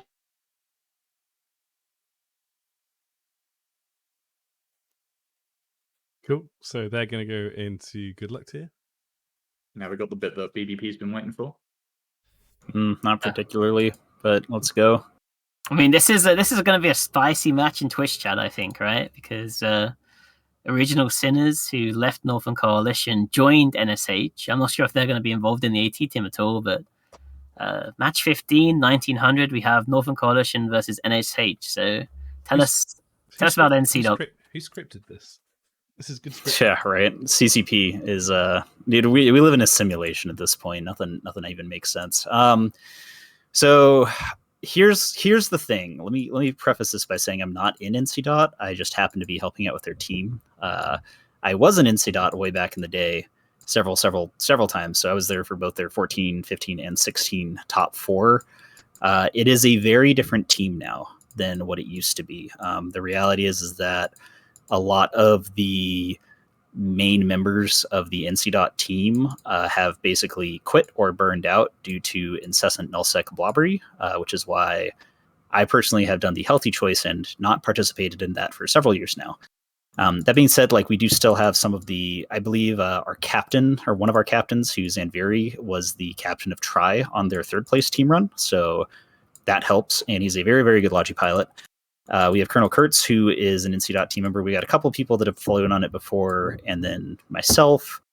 I would not put them as a team that is top tier by any means, just because we are missing some of the key people. Though I've heard a rumor that if we do make it through the feeders, Nidus Bar is going to come back, who was the team captain for the last 3 ATs. So now that I've said that on stream, he has to, which is great. I don't know. See, here's the thing with them. I don't know if I would say that they're on the boundary or mid tier. I want to say mid tier, but that's because you can't hype yourself up too much, right? So you have any knowledge about NC?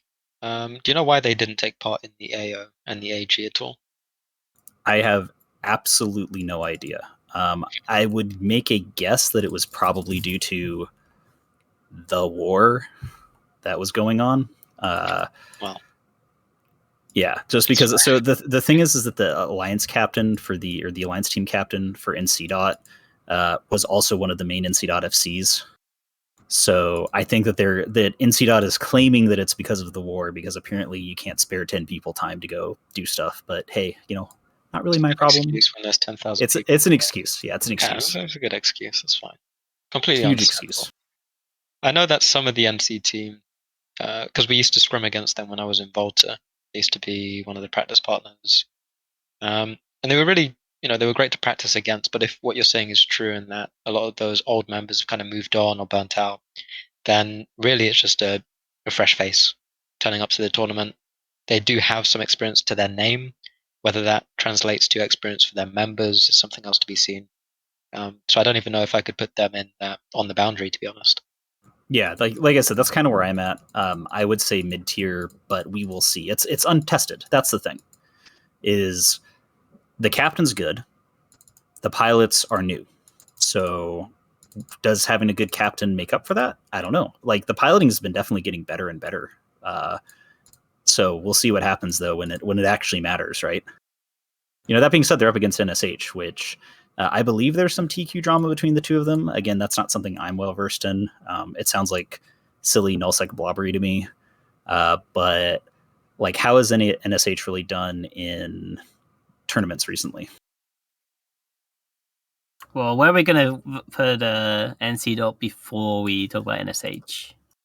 I feel like having placed 4th in 3 consecutive tournaments, and then the old guard responsible for that not coughing up 20 bajillion plex to be straight into the tournament is sort of a little bit of an indictment, I think, possibly.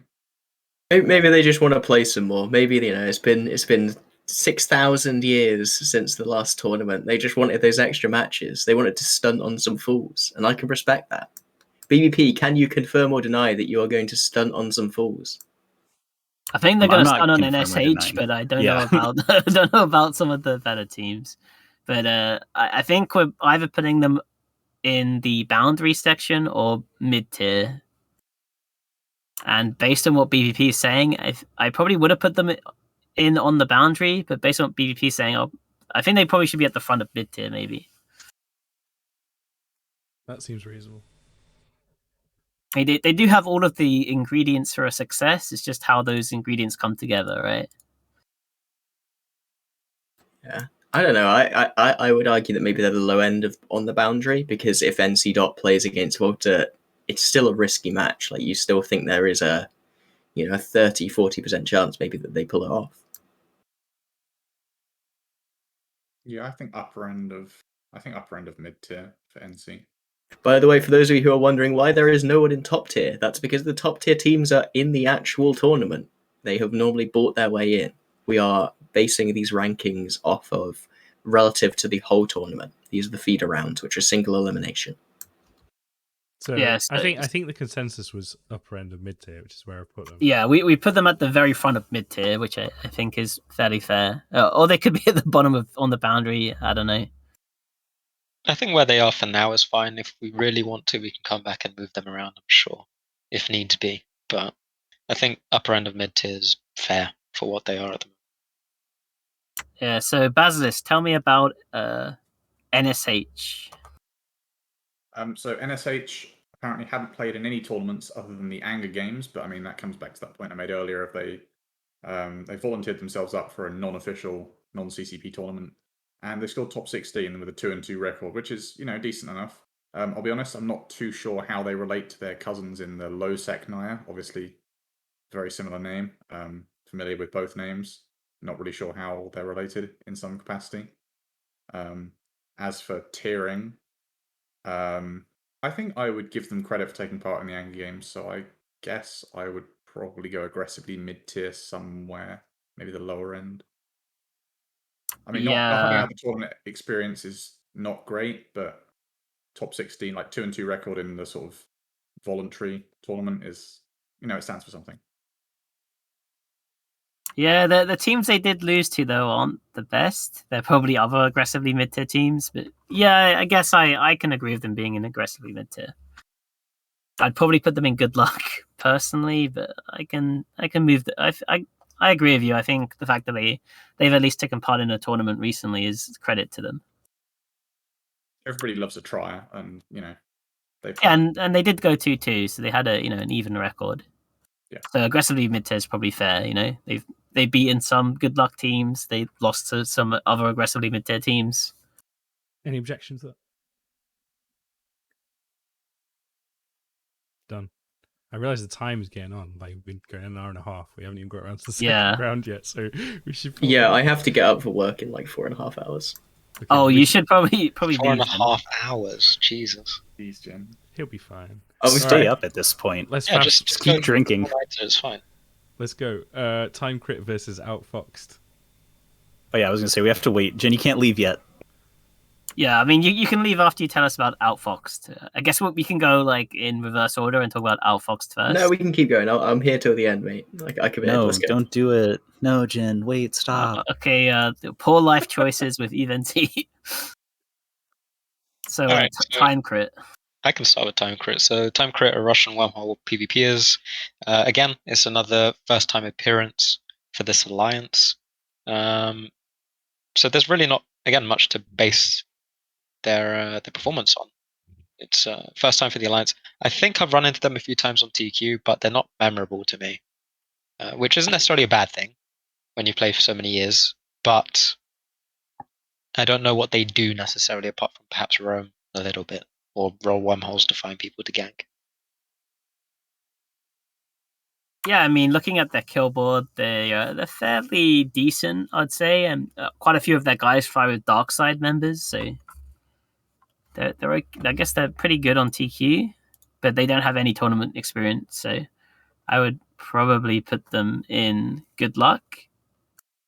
Yeah, that's a good luck tier from me. Mm-hmm. Another battle of the cute animals. This time versus a fox. Oh, the team they're against has a bear logo. So battle of the furry logos. Okay, furry logos. Cute was maybe over there. Yeah. Outfoxed. Jin. Yeah, Outfoxed is a catgirl role-playing alliance that mostly plays Final Fantasy XIV. No, I'm kidding. We're a wormhole alliance. This is the team that I'm flying as part of. Ashley Traynor is our captain, and we have a couple of other kind of experienced co-captains that have flown alongside her for a while. She captained the GMVA team in a couple of previous tournaments, and they've always been a solid mid-tier team, at least in my experience watching them, with the very famous use of the Macarial and the Moa. And that's pretty much the grand total of the history. And I can't recall off the top of the head any finishes that they had in previous ATs. But we've been practicing a lot, and it's been great fun to do so. I think Valora Chords from memory. GMVA is Valora Chords, isn't it? Yeah. They tend to get sort of top 32 kind of region, I think. I think they got top 24 once or twice, maybe. In the 60-14 tournaments. So it's reasonable. Yeah, on TQ, they primarily play in wormholes, do a mix of heavy armor and some more roamy stuff. I know they went to a 200-man fight the other day in Kiki's, stuff like that. Yeah, Ashley says that they got top 12 in AT14, so by no means a bad team, but that is still a while ago. I think aggressively mid-tier sounds about right to me. Ashley Traynor has captain experience, so she's fairly experienced. But this team Hold on. Jin, what would you rate yourselves as? Is there a Yeah, tier you mean- below good luck, like where you actively wish me bad luck? Yeah, it's the one that CCP said we weren't allowed to put teams in. So we're not allowed to do that. So good luck. You can put him at the bottom of good luck too. No, I think they're aggressively mid tier. I'd say, right? Like, I think Ashley Trainer was at Eve London, and she did fairly well. I think she was in the 2v2 tournament. I think she made it to like the quarterfinals. I know the 2v2 tournament is something completely different to the AT. She's been a captain for GMVA in a top 12 finish. So I don't know. I think that buys them an aggressively mid tier personally. We do have a couple of players from the old GMVA team as well that have joined into Foxholers or playing as mercenaries through this. Okay. Now that's sounding a bit better. That's sounding more like aggressively mid tier now. Okay. If there's people Aggressively with prior mid tier experience. it is. I must say they do have really good branded merch as well. They gave me a Foxholer's badge at Event Nottingham, which is very nice. Yeah, I have one too. It's really good. So moving on to the next matchup. Ushra Khan versus Entropic Thunder. Ushra Khan's really interesting because they actually haven't taken part in a tournament since the last tournament 12. So we're talking about like 7-8 years since the last tournament they were in. And apparently they're the oldest alliance in Eve. The oldest like alliance is not dead, but yeah, they're still alive. Oh, yeah. Certainly for sure. Yeah, I think the original CVA might have been the first, but then that got disbanded, right? But like at some point, so and CSP reinstated it. So I don't know if that means that Ushra Khan are now the oldest alliance, or Ushra Khan were created like either a day or a couple of hours before CVA. They were just faster on the draw with the creation of the alliance. But they both of those alliances, as it was, kind of operated in conjunction before the introduction of the actual alliance mechanics. So the actual title of who was the first alliance is very, very hazy because it was before alliances were effectively a mechanic in EVE Online. okay, that sounds like CVA copium to me.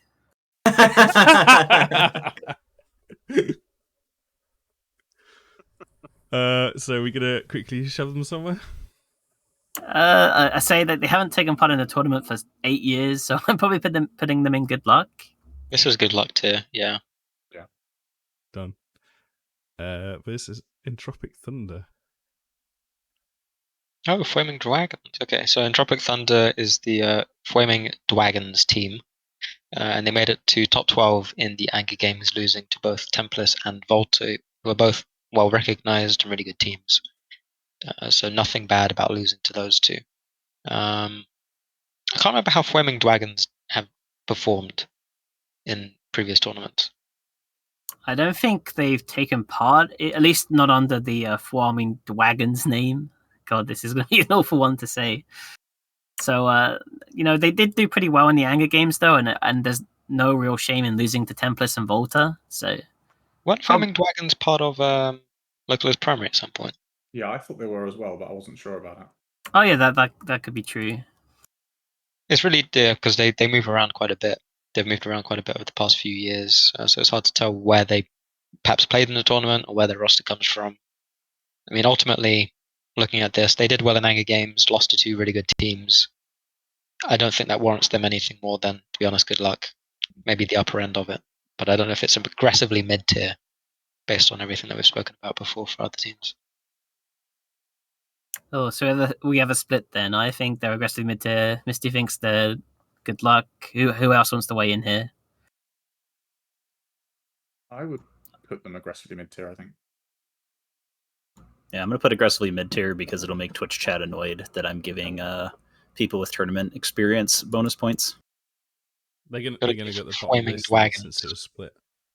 Good job, Flaming Dragons. You can't pronounce the L, it has to be Flaming. Flaming Dragons. There we Yeah. go. There we go. And now we have the final, well, actually the penultimate match of Saturday at 2000. We have Hard Knock Citizens versus Wolves Among Strangers.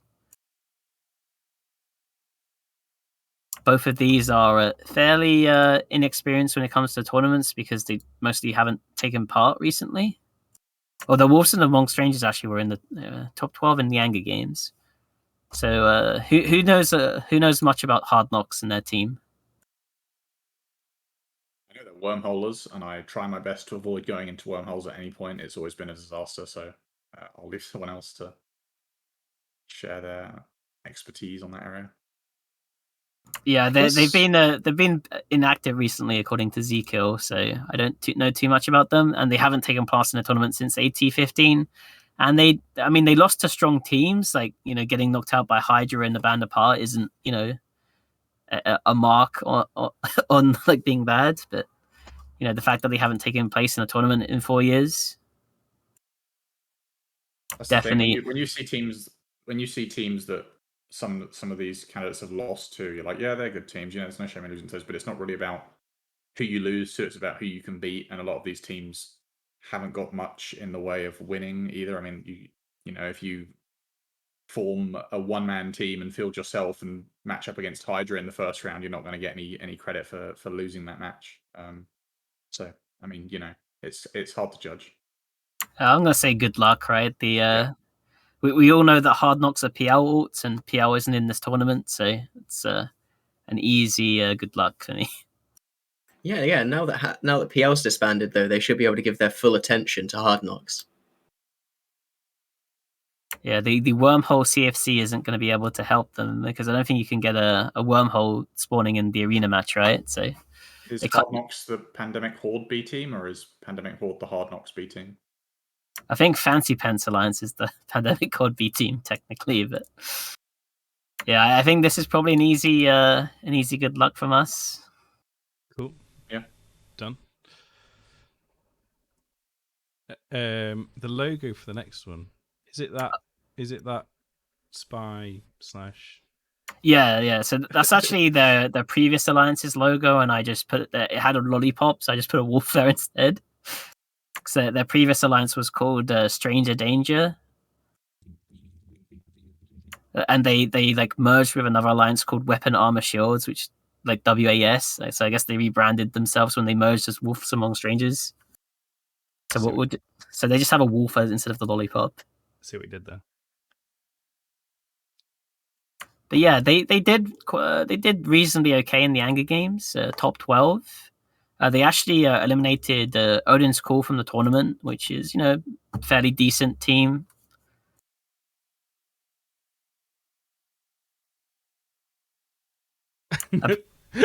Everyone's got a lot of thoughts on this one.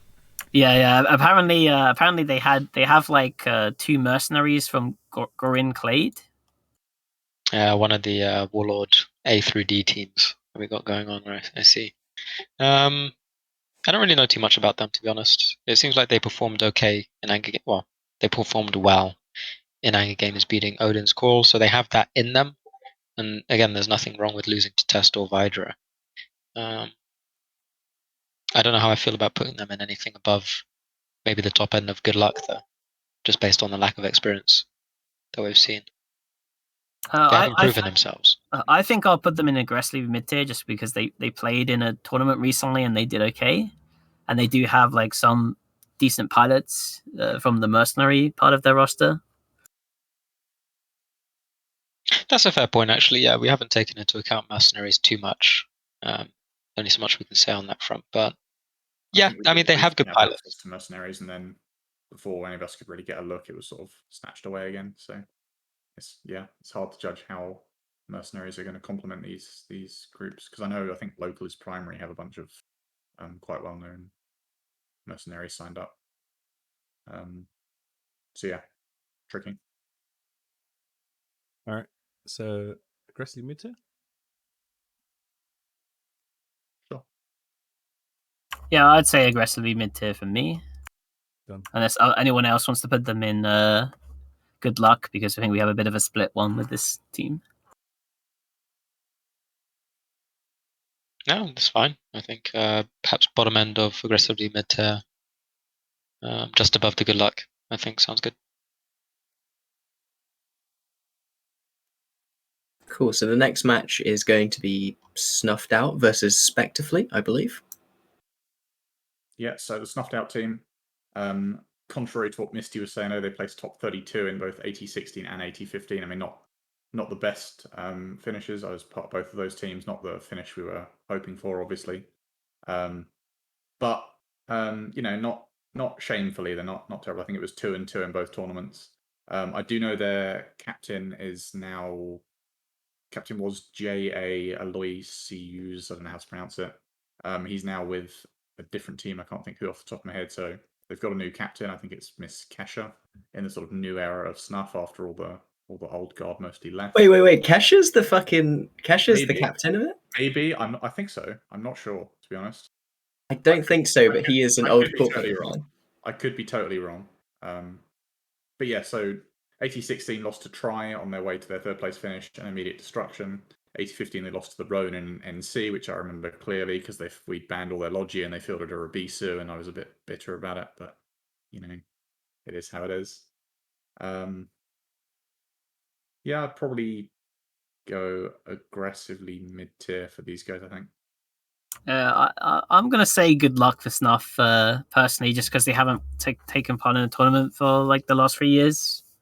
And they won 2 games, but I think the teams they beat weren't like the best teams, and they lost to good teams, obviously, but yeah, I don't remember us facing any particularly highly pedigreed teams in those 2 runs. So yeah, that is an accurate assessment, I think. Yeah. I was able to play a couple of practice against them, and they seemed moderately strong, but I can't reveal too much from that, unfortunately. So maybe aggressively mid-tier then, if they're seeming strong in scrims. Yeah, sure. Yeah. BBP, Mysti, you want to weigh in on this, or? I mean, looking at their previous performance and the fact that they haven't played much at all, I'd probably put them aggressively mid-tier, but towards the lower end as well, because they've proven they can get into a tournament through feeders.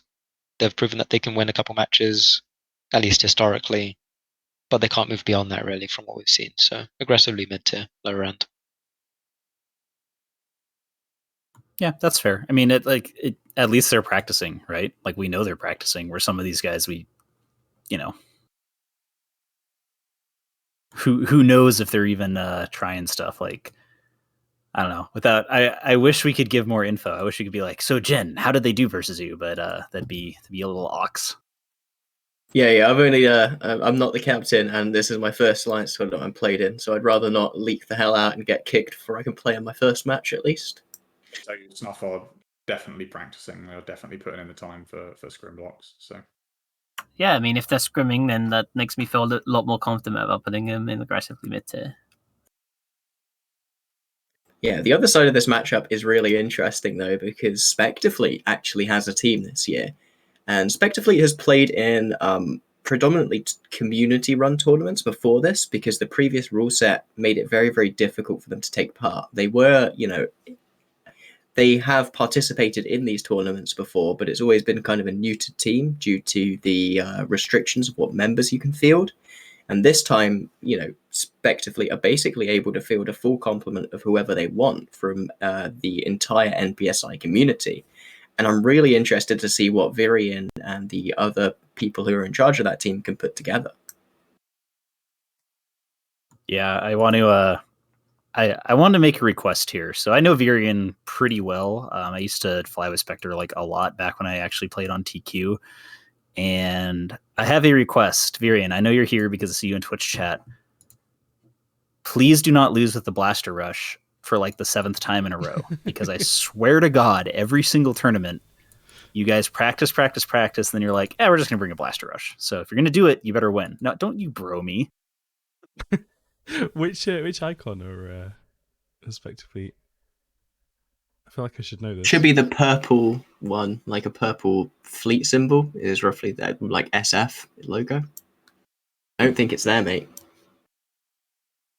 Are they the blue plus symbol? But yeah, like for reality for it, like Spectre has actually done, considering the limitations of what they have, they've done pretty aggressively mid-tier, in my opinion. Like, they've tried several times. Every time they usually win at least one game, which that's not bad considering it's literally an NPSI group that sometimes, before this year, they had to actually make an alliance and get random people to show up for it. Now you can mercenaries, so they might be able to put together an actual like serious team here. Considering that they've done okay, all things considered, like I don't know, I'd put them as aggressively mid tier. I think they have a chance at doing something cool. Yeah, I agree. Let's go aggressively mid tier with Spectre Fleet. Which icon did you use for them too? They should have the Spectre Fleet logo. I might have completely Might be forgotten. really blind. I put it in the Discord. Is it too late for me to put in? I don't know. I must have forgotten to put it there. Okay, we're just going to imagine it's about here, guys. Okay, just everyone in the audience, get your felt tip pens out, draw it on the screen. There you go. Oh, I tell you what, we do actually have a spare logo because I put Casper 24's avatar in there. He was going to go on the boundary, but you can put him in as aggressively mid tier, and we'll just pretend he's Spectre Fleet. Okay, there you go. He is also aggressively mid tier, so that's also accurate. To be fair. True. Moving on. I think we're done with the first round, right? Yeah, so we're actually done with the first round of the feeders. So we should go through these next few matches quite a bit faster because we're only talking about one team, or we're talking about the matchup between two teams that we think could win. So the first match here is going to be the Celestial Empire versus the winner of Tissue or the Initiative. I think this is most likely going to be the Initiative. Celestial Empire is a new alliance in this tournament.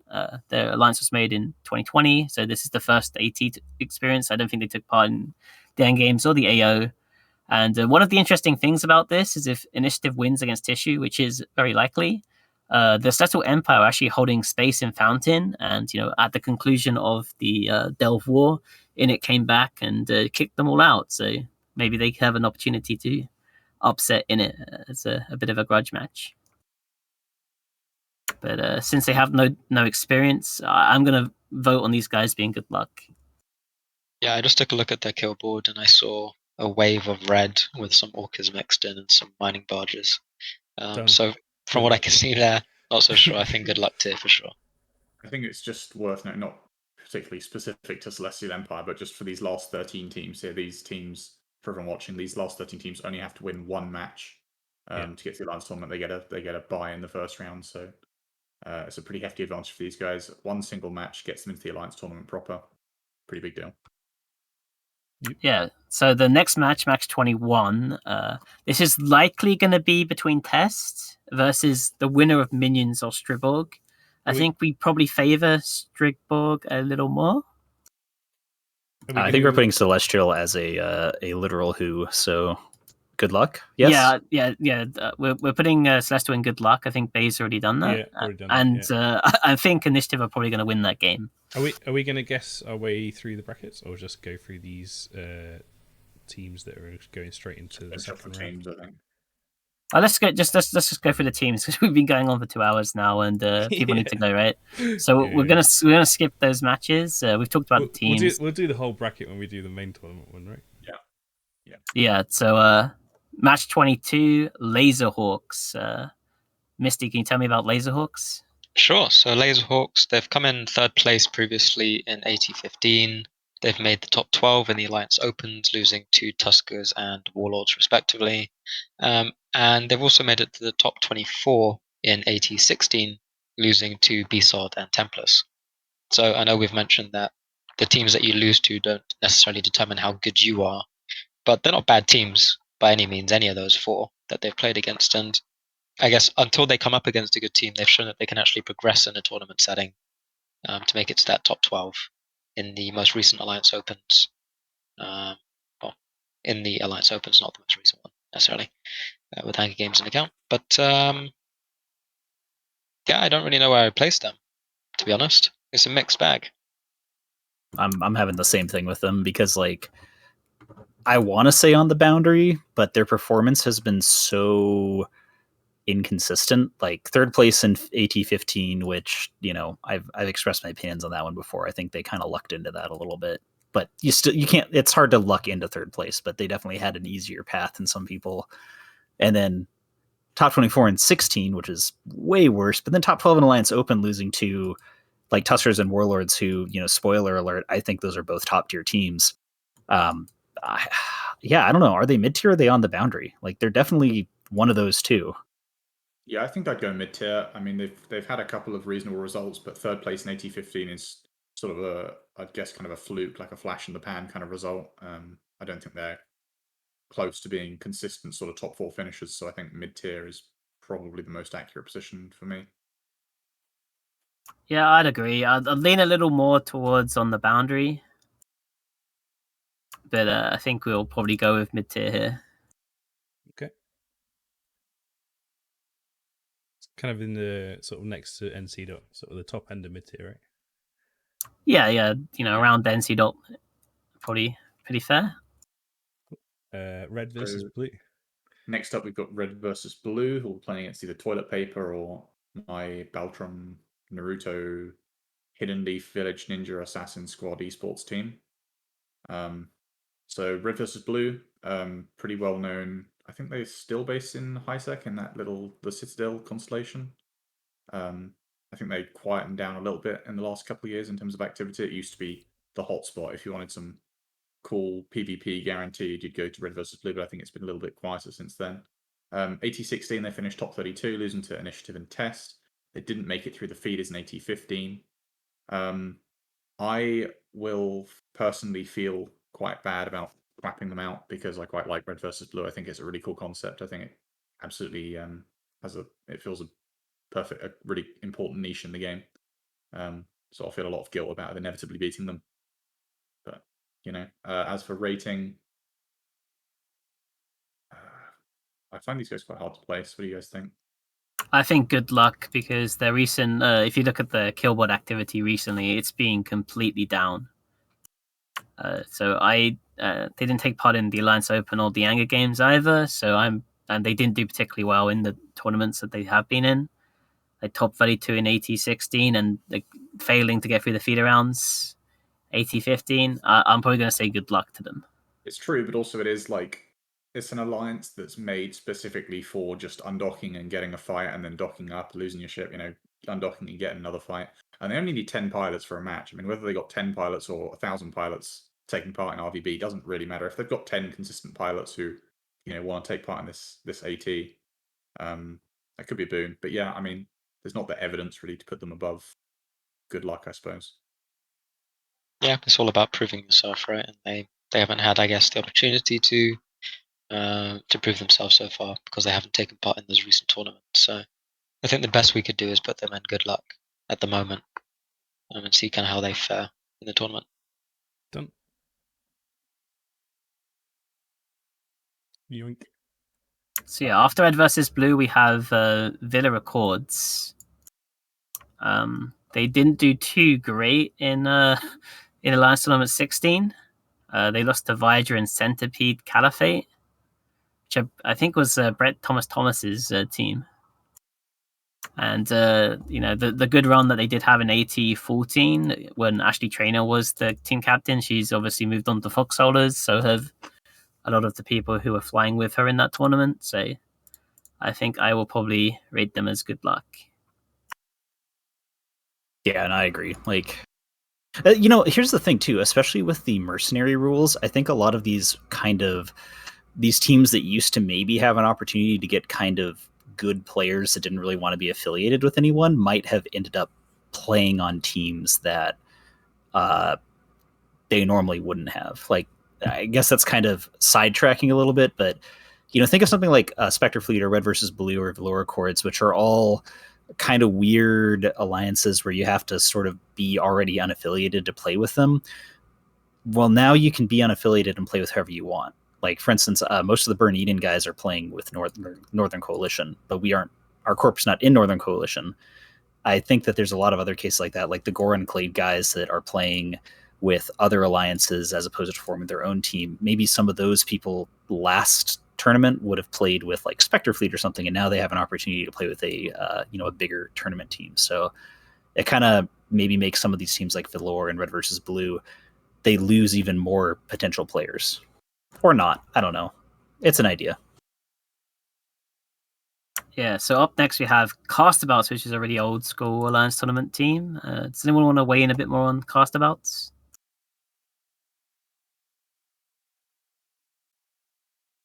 I think castabouts are they like they're not like are they an official Alliance in game or are they?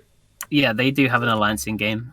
Didn't they also have some kind of exception for like people in the NPC Corp who didn't want to ruin their NPC Corp history or something like that? Yeah, in previous tournaments, because they're the Center of Advanced Studies Alliance, and they have people in the like Center of Advanced Studies Corp, which is what you start in as a grantee thing. And if you ever join a player corp and then leave a player corp, you can never get back into the NPC corp again. Yeah. So tournament history, they've went top 24 in the Alliance Open, losing to Warlords and Volta.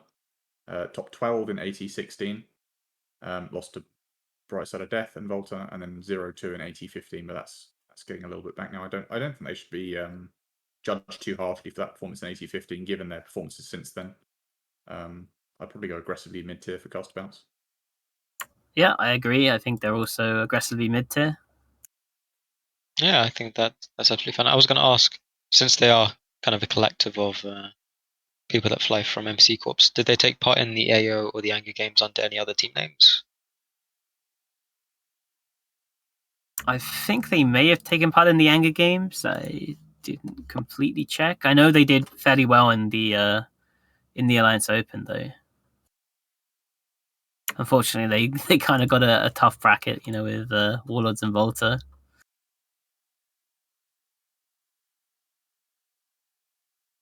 Cool. So are we on to Electus Matari? Yeah, you can tell us about them if you want, Mysti. Oh god. Okay. So Electus Matari have not competed in the Alliance tournament since '88. But several of their members have competed as the If All Else Fails team in the Anger Games, so they have got some recent tournament experience. They made it to the top 24, winning 1, losing 2, to Volta and Wolves Among Strangers. So not a terrible performance again, but perhaps a weaker performance than we've seen from other teams that we have ranked a little bit more harshly already.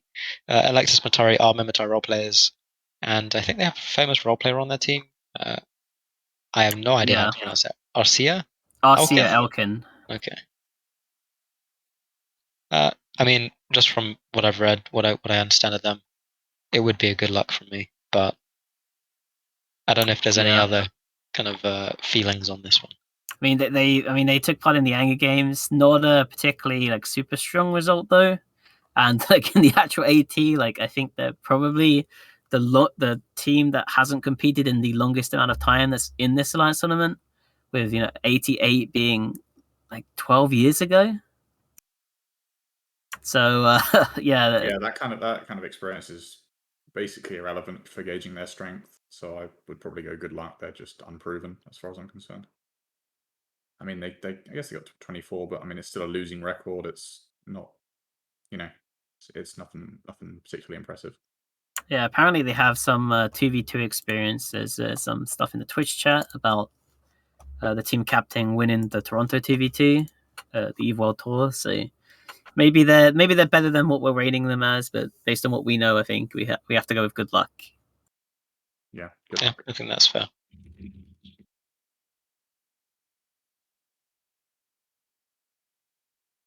TNT. Yeah, I think this is going to be a good luck too, because they haven't played since AT12. Sorry, I'm interrupting you then. Yes. Were they the team Yes. that anchored up and then flew out the arena altogether? That was a legendary AT moment. They're one of the two teams that did that. They're not the one that did the really insane one where they literally boundaried the entire team. They're the one that boundaried half the team. But yes, it was TNT that did anchor all of their ships up and drive into oblivion. I mean, that was obviously a long time ago, but I feel like that in itself is such an egregious cardinal sin. There's not really any escaping good luck just from that single act alone, really. Yeah, I mean, even if we ignore the the moment in AT12 because it was so long ago, they haven't taken part in a tournament in a decade. So I can't see the icon on the list. Were they supposed to be the boundary icon one, or? No, the Tactical Narcotics team. Did I not add them either? I can't see them. I'm looking at their logo on Dotland. I'm pretty sure it's not on your list. Yeah, it's not there. Never mind. They're good luck in spirit. We can add that afterwards, though, can't we? Not Yeah. even worth having an icon. God dear. damn, Suitonia. Yeah, we're gonna get owned when they do Toxic. so well. Odin's Call. So, okay, Odin's Call is actually kind of cool because they did top 12 in the Alliance Open, top 16 in the Anger Games, top 48 in AT16, but so that means like that was kind of the wrong way around. Top 48 in AT16, top 12 Alliance Open, top 16 Anger Games. But they also just played literally last weekend in the Chinese Summer Tournament, and they actually did really, really well in there. So we got to see. I think they're one of the only teams on this list that we can say we actually saw how these guys are piloting within the last week. Yeah, And they were piloting really well. Those games, though, right? No, they didn't. They did fantastic. Oh, well, they actually, yeah. The only reason, so they took third place, and part of the reason why they ended up in third as opposed to I think second, maybe first. I think they totally could have done it. Is they kind of got baited into fighting this really weird twerp counter rush team that beat them. So just going off that, I would say Odin's Call is at the very least mid tier. I would almost say on the boundary because like we got to see them fly. They did really well. I would bet they are a top 16 team at the very least, maybe even like a top 12 or top 8. Yeah, I had to miss the Chinese tournament last week. But yeah, even without that knowledge, I think Odin's Call are a pretty decent team. I'd be tempted to put them at the top end of mid tier. I think a couple of good performances in their history.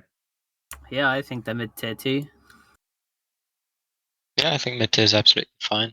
I was going to ask, out of the other tournament teams that they faced off against in that Chinese tournament, are any of the other tournament teams that they faced off against included on this list as well? You got Esports Batopia, who did pretty well in Alliance Open. I think they came. Were they the top Chinese team or the second? Or top top 6. six. I thought they went higher than that. There was certainly some good Nightmare Skating Issue. I can't remember. They're a small gang Russian alliance who live in wormholes, I think, and they seemed really strong in terms of their piloting ability.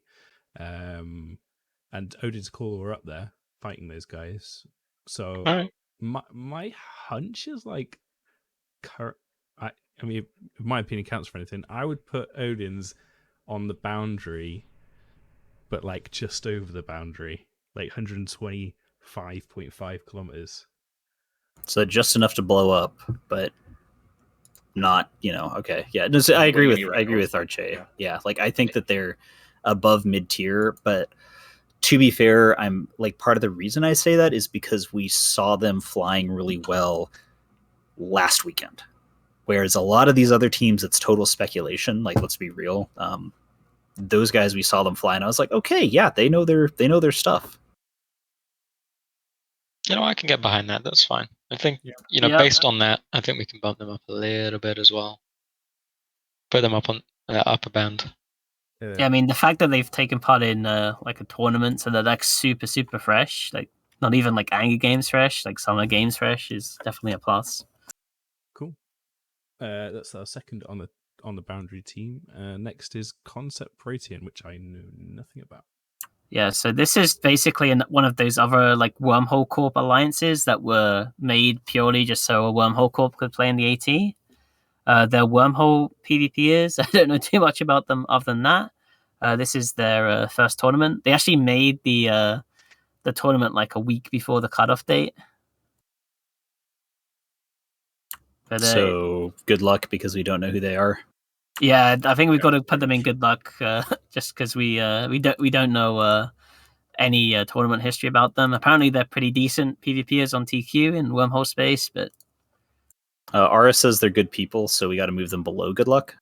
Oh wait, sorry, we're not using that one. All right, I'll put them in good luck. So, like a lot of these teams that don't know anything about going into good luck, like. Don't feel bad if you're one of those teams because we don't know who you are. You've got to prove yourselves in the feeders, get into the main tournament, and then when we do the when we do this show again for the main tournament, and we go through the 40 teams that are going to be in that, then hopefully you will moved up a boundary. Yeah, we'll definitely simp for you if you do well in the feeder rounds. Out of the blue. Good luck. Yeah, this is probably going to be a good luck too. So these guys are the nullsec PvPers. They're in the same coalition as Volta. They did move into Fountain for a bit. I think they got a lot of like ex people who used to be in freight train diplomacy, but they have no AT experience. So I think we got to put them in good luck.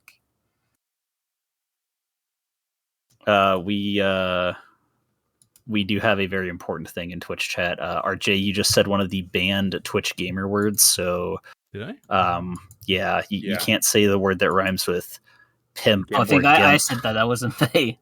Never mind, Suitonia, you're even worse. In fact, your stream is going to get banned as well as this stream. So you're living as an Eve streamer is over. Well, I'm sorry. I hope you all enjoyed it before it gets scrubbed.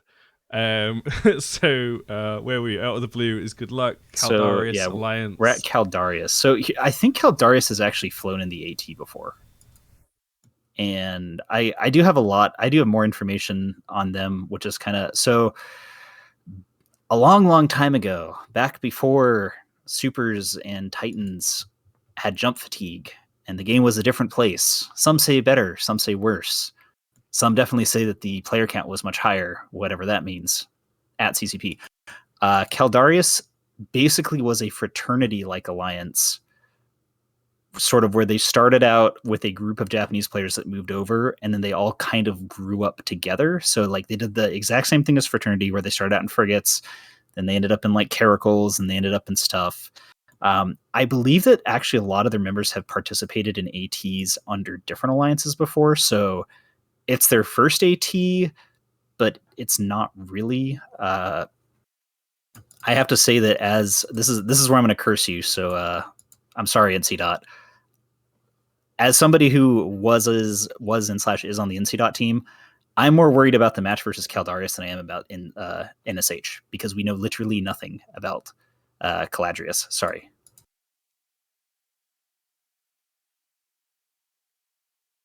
Yeah, I think we'll have to put them in the good luck tier 2 then, but definitely wish them the best of luck. We literally know nothing about them, which is That's an aspect scary. we haven't appreciated much as well so far, is that all these teams in this bracket get to watch your first match. They all get to see their opponents play a match the day before and then figure out what they want to do to respond without having to show anything themselves. So that is quite the advantage in this single elimination format. Yeah, so we're on to the final 3 alliances now, or final 2 actually. So we have Razor Alliance. Razor didn't take part in Anger Games, Alliance Open, or AT16. They took part in AT15, but they went 0-2. So I think we're going to have to put them in good luck as well. Yeah, sorry, Razor. Yeah, that's a good luck. But at least we found them, eh? Yeah, we found Razor. We found them in the good luck tier. Sorry, I had to do it. Okay, so this brings us to the last team of this evening. Probably a lot to say about this one. Oh, why don't you finish us off then, Bay? Oh, I mean, I just I find them interesting because so Pandemic Horde are led by Gobbins, who I believe was a key member of the Pandemic Legion team back in their kind of, I guess, glory days, I guess, like 80, I'm going to say 7, 8, 9, around there. So he has obviously a lot of knowledge about Alliance tournaments, but I believe the team captain for this is actually, I'm going to mess his name up, I apologize in advance, Chesso? Is it Chesso? Chesso. I don't know. Yeah. So Gobbins is not the team captain, but they've got a lot of, AT knowledge there to draw on if they need it, and obviously thousands of people. So you would have thought out of those thousands of people they'd be able to find 10 that are actually really good PvPers. If Gobbins lends his brain to Chassor, then potentially a really strong team, but untested. So do we put them in good luck, or do they deserve a little bit higher than that? I don't know. I think they deserve to be in good luck personally, just because they've never been in an AT before, and there are a lot of alliances that have tons of members, and in theory, really good PvPers and ferry crafters, but traditionally that doesn't really translate to the tournament. I'm Yeah. going to disagree with you strongly because I have actually skirmished versus them, and I think they're actually flying very, very well. I can't say anything else about that because of leaks, but I would say that they're definitely not. They're not flying like a team that we would think good luck on. So I would probably put them in aggressively mid tier because I don't want to say anything else, but I think that they're not. I think they have a pretty solid chance of actually pushing through, especially against either Snuffed Out or Spectre. Sorry, Spectre Fleet. That's fair. But in aggressively mid tier, where would you put them? Would you put them at the upper end, middle, lower end? How do they match up against the other teams we've put there? Without saying too much, of course. I would probably put them in the middle there. Yeah, they're not bad. They're definitely not bad. Whether or not they're super good, I've flown against them, I think once, and they played pretty well. So, but they flew well enough for me to say hey, okay, these guys aren't just they understand tournament theory to a degree. Cool. Yeah. Say a word for it. So where are we going to go shiv them then? I'll say aggressively mid tier then. I guess if people are saying they've been scrimming, that's probably more than what a lot of teams that we don't know anything about in the feeders have done. So cool.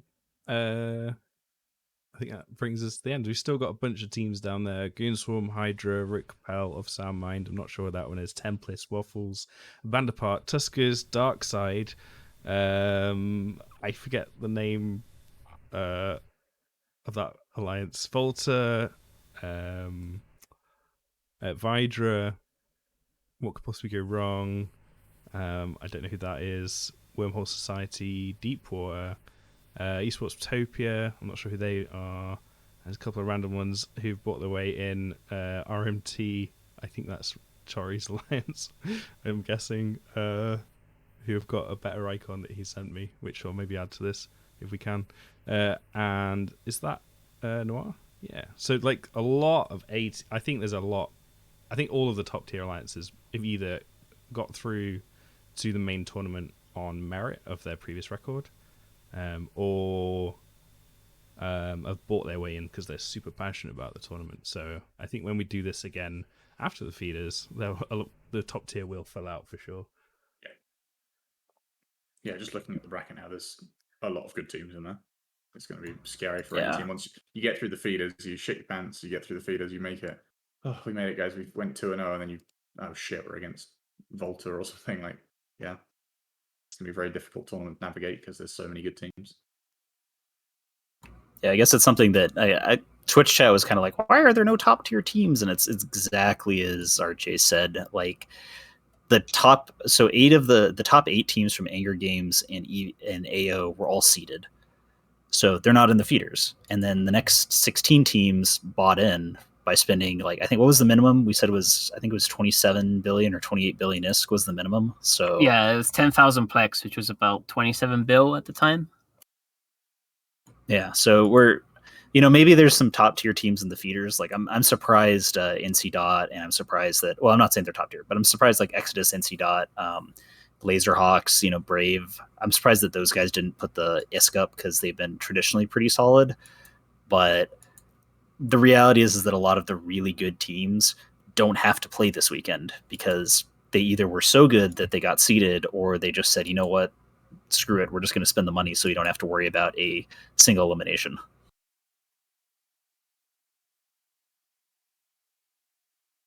Yeah, I think the feeders are really just going to be showing us which teams we want to pay attention to. There's a bunch of teams in the good luck tier or the aggressively mid tier. There's no reason why they can't be bumped up after their performance initially in this feeders round. It's just about proving themselves. And that's, I think, where a lot of teams have fallen down in those rankings. They just haven't taken part in the recent tournaments, or they're banking on experience that was gained, 8 to 10 years ago in some cases. So once these teams improve themselves, once we see who's playing on their teams, how they perform, the type of theory crafting they're doing, when we revisit this again, maybe someone moves up. We'll have to see kind of how it works out. Cool. Should we wrap up now then? Yeah. Esports, Eve Sports Leet in chat says this is a good show. Maybe give each panelist a veto. I quite like that idea of being able to veto a team. I guess veto a decision rather and override it with your own opinion. I quite like that. Cool. So I guess any last thoughts before I end the stream? Yeah, well, this ended up taking like an hour longer than we thought, and so yeah. Got a lot to Thanks for say. sticking with us, everyone. If you're still here, thank you. We've got a lot to say, and we'll say a lot tomorrow at 1400 UTC when we see these teams battle it out for 16 spots in the main tournament. Yeah, It's obviously going to make be sure you tune brutal. in. I'm It's gonna be super great. excited. Yeah, we have less than 15 hours to go before we get to find out how full of shit all of us were, which is super, super cool. So everybody gets sleep. Be prepared for the hype tomorrow. There was a good question in chat, actually. Of all the teams that we've spoken about so far for the feeders, which ones are you most excited to see? Oh, so my pick is probably I'm going to be a bit weird here, and I'm going to say Brave versus Bright Side of Death. Just because Brave and Bright Side of Death, they're teams that are like at the very top of the mid-tier section. I think it's probably the most balanced match that we have in the feeder that's like high up, because like a lot of the matches are, there's like teams that are probably better than Brave and Bright Side of Death, like, you know, potentially NC and like Exodus, but the teams they're fighting probably going to be Stomps. Whereas like Bright Side of Death versus Brave, they're both really good teams that have made it to the top 8 in several tournaments. So I think that's going to be a really good match. That's going to be my pick. Yeah, just looking at it. I mean, I was going to say Brave as well, just because I know that we've kind of hyped them up a little bit with the way that we were talking about them before. I also wanted to see how Prismatic Legion did against Exodus, to be honest. I think that's one that I'm interested in simply because of the amount of jokes I can make if Exodus somehow loses. Well, I say somehow loses as if Prismatic could never win.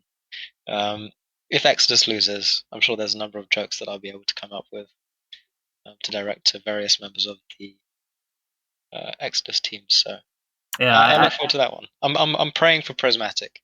On the whole, they've probably got one of the hardest brackets as well with castabouts afterwards if they do win. So, I mean, yeah, I'm also fingers crossed with Prismatic.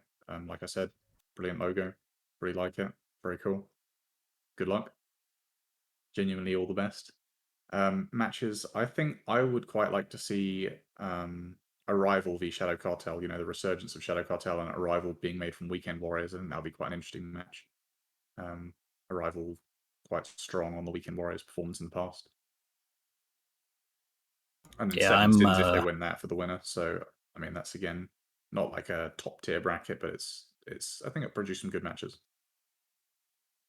I'm looking forward to Initiative versus Psychotic Tendencies, which I think is the sleeper match that all of you are missing out on, for the possibility of some really, really spicy memes all over every single form of social media. yeah, and them getting banned from the and tournament. them getting banned again from the tournament. So, but I am looking forward to that a little bit, because I think that if Psychotic Tendencies win, the upset that'll be will be kind of huge. And I'm really, really not looking forward to watching NC Dot versus NSH, because it's going to stress me the heck out. Man, if NSH win though, that's gonna be there's gonna be spicy memes on Reddit that night. It's going to give me more time in my day, I can tell you that. So, yeah, I kind of want Initiative to beat Tissue though, just because then we get like the Initiative versus Test, because that's gonna be like a pretty fun match, right? Just based on TQ, and then the winner of Test versus Init then fight Goons. So we could have Test versus Goons or Init versus Goons to see who's the best member of the Imperium, and you know why it's in it. yeah, somebody they did ask like who's the biggest underdog or whatever. I'm not going to like biggest underdog. Like there's so many random teams that could become huge dark horses. But if you're talking like a known team, I think Test is the biggest underdog. Like imagine if they do really well in this tournament, they're going to have to just crush through so many different goon teams, and maybe this will be their opportunity to make up for the fact that they kind of just, I don't know, pick your favorite metaphor that I'm not supposed to say on Twitch about what they did to goons for the last year. But it'd be really funny to me if they, they beat through Tissue, they beat through Initiative, they beat through whoever, they make it to like top 4, beating every goon team. They can be like, well, we're good at the part of the game that matters, which is the AT, not TQ, just so y'all know. Damn right. Any matches you're particularly looking forward to, Bay? The last one. Pandemic or Whatever it or is. you mean the last of the main day? I think he just means the last match. I completely missed the joke. It's been a long week. I know, I'm really looking forward to it. I get a very privileged position of being able to steal the camera in the arena and see it sort of right in front of my face. And I'm really looking forward to doing all the matches. And I really hope to see some of the more kind of like wacky comps that we can expect hopefully tomorrow. That people who are less experienced at the tournament and they haven't researched the meta too heavily, they've just kind of opened up Python probably tonight, and on the back of the envelope they've scribbled something down, and we get to see the results of that fun. And sometimes, occasionally, it throws people a curveball, and a good team gets knocked out from that, and I love it. So fingers crossed something like that happens. Yeah, so with that said, I guess we'll probably end the stream now. So Yeah, just call it a night. But thanks for watching, everyone. Make sure to tune in tomorrow. It was 1400 Eve time, you said, for the feeders, right? Yeah. 1400. Don't forget, anyone. I'll be there. I'll be checking Twitch chat.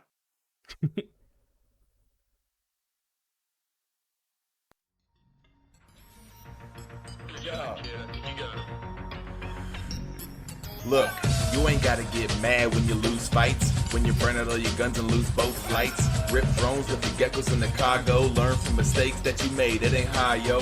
Fucked up, man, I should've been sunside. Got me isolated, up, finna take shots. Get your transversal up for me one time. Blood for the blood guys when the sun shine. I'ma burn up and go reshift. I say good fight, I won't talk shit. Okay, I'm lying, sometimes I talk shit, but I'm trying to find the state of mind to keep me in line. Whoop the zero with my fleet, man. They always say, Captain, why you gotta be bad? I don't know, it's just rinse, repeat. Long warps, puff fails, lean back the seat. If it ain't got nothing blingy, then the fit ain't complete. Dank frags only come when you suffer defeat. So keep your guns loaded, cash where you can't fold it. Play to your strength to let your ego get bloated. You can't be the best forever, somebody else gon' put you to measure. If I can help it, I won't give them the pleasure. Know they scared, they ain't breaking the tether. Can't lose if you don't play, man, you better get it together. To the vets in the alpha clones about to roam. Solo pilots out alone. Don't forget where you came from and how you've grown. All the friends that you got and the ones that gone. Yeah. To the vets in the alpha clones about to roam. Solo pilots out alone. Don't forget where you came from and how you've grown. All the friends that you got and the ones that gone. Yeah.